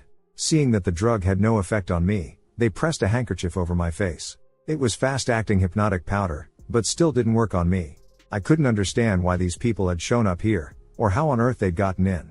Noticing I was still conscious, they guessed that Haiyan Guild must have given me some kind of antitoxin gear. The D-rank hunter tried to get closer to me. I struggled and kicked him hard, then broke free from the grip of the one behind me. They were all stunned. Wasn't he supposed to be F-rank? I didn't bother with them, just bolted out the door. At the entrance, the B-rank guard sent by the MKC Guild was still standing watch. As I ran, I called out for his help, but to my shock, the guard punched me hard in the stomach. I collapsed instantly. The guard turned to the others and complained, "What's wrong with you guys? He's obviously wearing good gear. Strip the equipment off first." At his words, they immediately set about tearing all my gear off me. My mind was reeling. Had the MKC Guild betrayed us? I asked them for a guard, and they sent a traitor? As I was thinking about how to escape, someone suddenly yanked off my earring. That was equipment infused with 29 points of mana. I'd already used several skills. Now, with the earring gone, I barely had enough mana to maintain them. The next second, I lost consciousness from mana exhaustion. Damn it, I should have realized something was wrong when they didn't like Peace. A bucket of cold water was dumped over my head. I woke up from unconsciousness to find my hands tightly bound with rope. Before I could figure out what was happening, the man in front of me grinned and said, "You're finally awake. You were really dead to the world, so I went ahead and washed your face for you." I used a skill to scan him and found out his name was Kim Wooji, a B-rank hunter. I'd never heard of this name before, nor did I know if he belonged to the same guild as my kidnappers. If he was B-rank, he was probably the guild master or at least a vice master. Just as I was thinking this, Kim Wooji suddenly grabbed me by the hair. Picking on a newbie F-rank, kind of shameful, don't you think? So I won't beat around the bush either. That flamehorn lion of yours, you must have the symbol of master, right? Hand it over. Kim Wooji advised me not to delude myself into thinking anyone could save me, and suggested I should just give up the symbol of master. After hearing this, I actually felt a sense of relief. Since all they wanted was the symbol of master, it meant they wouldn't kill me, at least not yet. It seemed that the symbol had been brought here along with me. I questioned him, asking if they could really bear the consequences of kidnapping me. The 5 major guilds and the Hunters Association would definitely pursue the matter to the end. Kim Wooji, however, just glanced at his phone and smiled. That depends on whether they make it in time. Turns out, that traitorous guard was still pretending to stand watch at the gym entrance, and no one had noticed my disappearance yet. What's more, Kim Wooji said, even if they noticed soon after, who knew how long it would take to find me? Because we were now locked up in the container yard at the docks, surrounded by identical shipping containers. By the time they found the right one, the ship would be long gone, off to deliver me elsewhere. A sudden thought struck me, could the mastermind be from Japan? But Kim Wooji only laughed, saying it wasn't about a mastermind, they planned to auction me off. They'd get half the money and plenty of financial backing. So that's it. Since they couldn't touch me in the country, they'd just sell me overseas. No wonder that guard dared collude with a guild under Haiyan. If the guilds and the association found out I'd been kidnapped, they'd stop at nothing, even mobilizing the Coast Guard to investigate. But once our ship left territorial waters, things would get much more complicated. I had to stall for as much time as possible before they found me. With that thought, I suddenly burst into laughter. Kim Wooji was taken aback. Have you lost your mind from fear? What's so funny? I smiled at him and said, weren't you always calling me a valuable commodity? Since you don't dare hurt me, what do I have to be afraid of? My goading words had the intended effect. Kim Wooji started beating me. I'd hoped to anger him enough that he'd go too far and have to send me to the hospital, buying me more time. But Kim Wooji wasn't stupid. No matter how I provoked him, he stuck to simple punches and kicks, never letting rage get the better of him. After that, he threw me into another shipping container, where there was an iron cage. Kim Wooji said they had a monster of their own. Just then, I heard a hissing sound behind me. A slender tentacle was slowly reaching toward me. Standing at the doorway, Kim Wooji smirked. Now you're finally scared, aren't you? This is a monster from a C-rank dungeon, a Kolek. Once it catches its prey, it uses the venom in its tentacles to curse you. The pain is indescribable. After 30 minutes under the curse, you'll be drooling on the floor, barely able to crawl. Enjoy yourself. Kim Wooji shut the container door with a cheerful grin. Meanwhile, Park Yerim slammed open the office door with a bang. She grabbed Han Yu-yoon by the collar. Didn't you say Haiyan's internal security was reliable? Explain to me right now, what exactly happened? Han Yu-yoon explained patiently. In theory, an S-class hunter's direct subordinates almost never betray them. Just as beasts instinctively follow their leader, these people are born to cling to S-class hunters, unable to resist. That's why only the guild master's direct subordinates can serve as his brother's bodyguards. But today, the person who showed up wasn't the one originally assigned. The MKC guild had privately swapped out the personnel. Because MKC is backed by powerful non-awakened figures, the guild is split into 2 factions. This time, the faction supported by the sponsors made their own plans and orchestrated this incident. Han Yu-yoon had long known that these 2 factions within MKC would clash sooner or later, but he hadn't expected them to team up with a guild under Haiyan. MKC's guild master, Choi Soo-kwon, had already lost control internally. Now, no one knew where those people had taken him. Han Yu-yoon called Park Yerim over, planning to use his skill, White Corpse, to read memories from a corpse. Because that traitorous bodyguard was already dead. This way, they might get information more accurate than any confession. Meanwhile, outside the shipping container, Kim Wooji, who'd been waiting, finally sensed that something was wrong. Because ever since the bodyguard had gone inside, he hadn't checked in on schedule. Had he been discovered so quickly? Still, Kim Wooji wasn't too worried. He thought, even if the kidnapping failed, as long as he got his hands on the symbol of master, he could still make a profit. With that in mind, he excitedly pushed open the door to the container. Only to be startled to see me lying motionless on the ground. Kim Wooji found it odd. This curse shouldn't have knocked someone out cold like this. He came over and gave me a kick. He didn't notice that the monster, Korek, was already crouched on the wall behind him. I suddenly lifted my head and whispered, "Now's our chance." Before Kim Wooji could react, Korek lunged at him.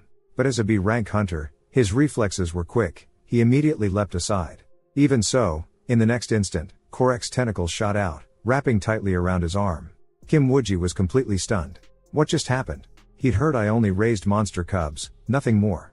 I grinned at him and said, as a B-rank hunter, surely you know not all a hunter's skills are made public. He never expected that a lowly F-rank hunter like me could control a C-rank monster. Kim Wooji, bound by Korek's tentacle, yelled, "No one ever said you could do this." I gave him a gentle smile. "Actually, there's a lot you don't know about me." Time rewinds to 30 minutes earlier. To be honest, Korek is one ugly creature. Especially the disgusting tongue, plus those tentacles on its back, just the sight of it makes your scalp tingle. Although I have resistance skills and its curse doesn't affect me much, what if it attacks me directly? Right now, I don't have any equipment to boost my defense, it would be hard to fend it off. Even worse, my ankle is injured, and my movement is limited. Fortunately, I can still use the system storage. I took out a dagger and cut through the rope binding my wrists. I planned to use the dagger to defend myself and survive these 30 minutes. But soon, I noticed that the beast seemed frightened. Not only did it not attack me, but it actually started to slowly back away. What's going on? Could it be scared of me? But I'm just an F-rank hunter. Just then, the system's electronic voice chimed in, activating Dragon Slayer, Rachada's nemesis effect. Against Kolek, all skill effects are doubled. I froze in place. So it's because of the Dragon Slayer title? I got that title when I defeated the Poison Curse Dragon King. I never thought it would work against Kolek, who's also from the Poison Curse Dragon tribe. Although I don't have any attack skills, if all my skill effects are doubled, does that mean my pacification skill will also become twice as effective? I let go and tossed the dagger aside. Then I took out a small vial glowing with blue light. Smiling, I said to Kolek, "Want something tasty? This is a C-rank magic stone I ground myself." Time jumps to the present. I look at the utterly bewildered Kim Wooji and say, "I can't really explain it either. Maybe I'm just ridiculously lucky, or maybe we just click." I stroked Kolek's chin and continued, "Anyway, thanks to you, I've made another good friend." Then, I pointed at Kim Wooji and ordered Kolek, "Bite him." Without hesitation, Kolek lunged at Kim Wooji's tentacle-bound arm and sank its teeth in heart. But Kim Wooji was a B-rank hunter after all. In a crisis, he tore Kolek's tentacle off with brute force. Still, his arm, where the tentacle had wrapped around, was already turning black, and a sizzling, corrosive sound was coming from it, clear signs of Kolek's poison. Right at that moment, with a wet squelch, I took advantage of Kim Wooji's distraction and drove my dagger deep into his poisoned arm. Kim Wooji howled in pain, jerked his arm, and flung me clear across the room. I landed hard on the ground, but I couldn't help laughing. So, as long as a B-rank hunter's body is weakened by poison, even I can stab him with a knife. By now, Kim Wooji was drenched in sweat from the poison and his injuries. This was the perfect opportunity. I ordered Kolek to attack again. But Kim Wooji drew his own weapon, snarling viciously, "Even like this, you're just a measly C-rank monster. Even with only one hand, I can slice you apart." With that, Kim Wooji charged at Kolek and swung his blade down. As expected of a B-rank hunter, he decapitated Kolek in a single stroke. With a heavy thud, Kolek's body split in two and crashed to the ground. Kim Wooji turned to look at me, a cold grin spreading across his face. "You think you can take me down with that? You're just an F-rank loser. No matter what tricks you try, you'll never beat a B-rank." I didn't respond. Instead, I crouched down and gently stroked Kolek's lifeless body. Kim Wooji, still sneering, suddenly felt a wave of dizziness. With a dull thud, he collapsed to his knees, his body trembling uncontrollably, racked with pain. His face twisted in confusion. What's going on? Wasn't Kolek already dead? And that curse should only affect low-level monsters, how could it hit him so hard? He had no idea that the moment Kolek died, my skill, Final Thanks, was triggered. Kolek's skills and attributes had transferred to me, with double the effect. The nemesis of Rachata, combined with Final Thanks, no wonder the pain was unbearable. At this point, Kim Wooji was rolling on the ground in agony, howling without end. I looked down at him coldly. "Tell me, why did you have to mess with someone who just wanted a quiet life?" Grabbing his head, I asked in a low voice, "Now tell me, where did you hide my precious piece?" Kim Wooji gritted his teeth, forcing himself to speak through the pain, his voice full of hatred. "Who the hell are you? You monster. I'll find out who you are, and I'll kill you myself." I hadn't expected him to be this stubborn. Since that's the case, there's no need for mercy. I activated Kolek's skill, Viscous Venom. My skills, especially Final Thanks, must never be discovered. Black poison began to seep from my palm. In no time at all, his head was completely dissolved by the venom. Originally, I'd meant to leave the body intact, but Park Yaram could read memories from corpses. I had no choice but to dissolve the rest as well.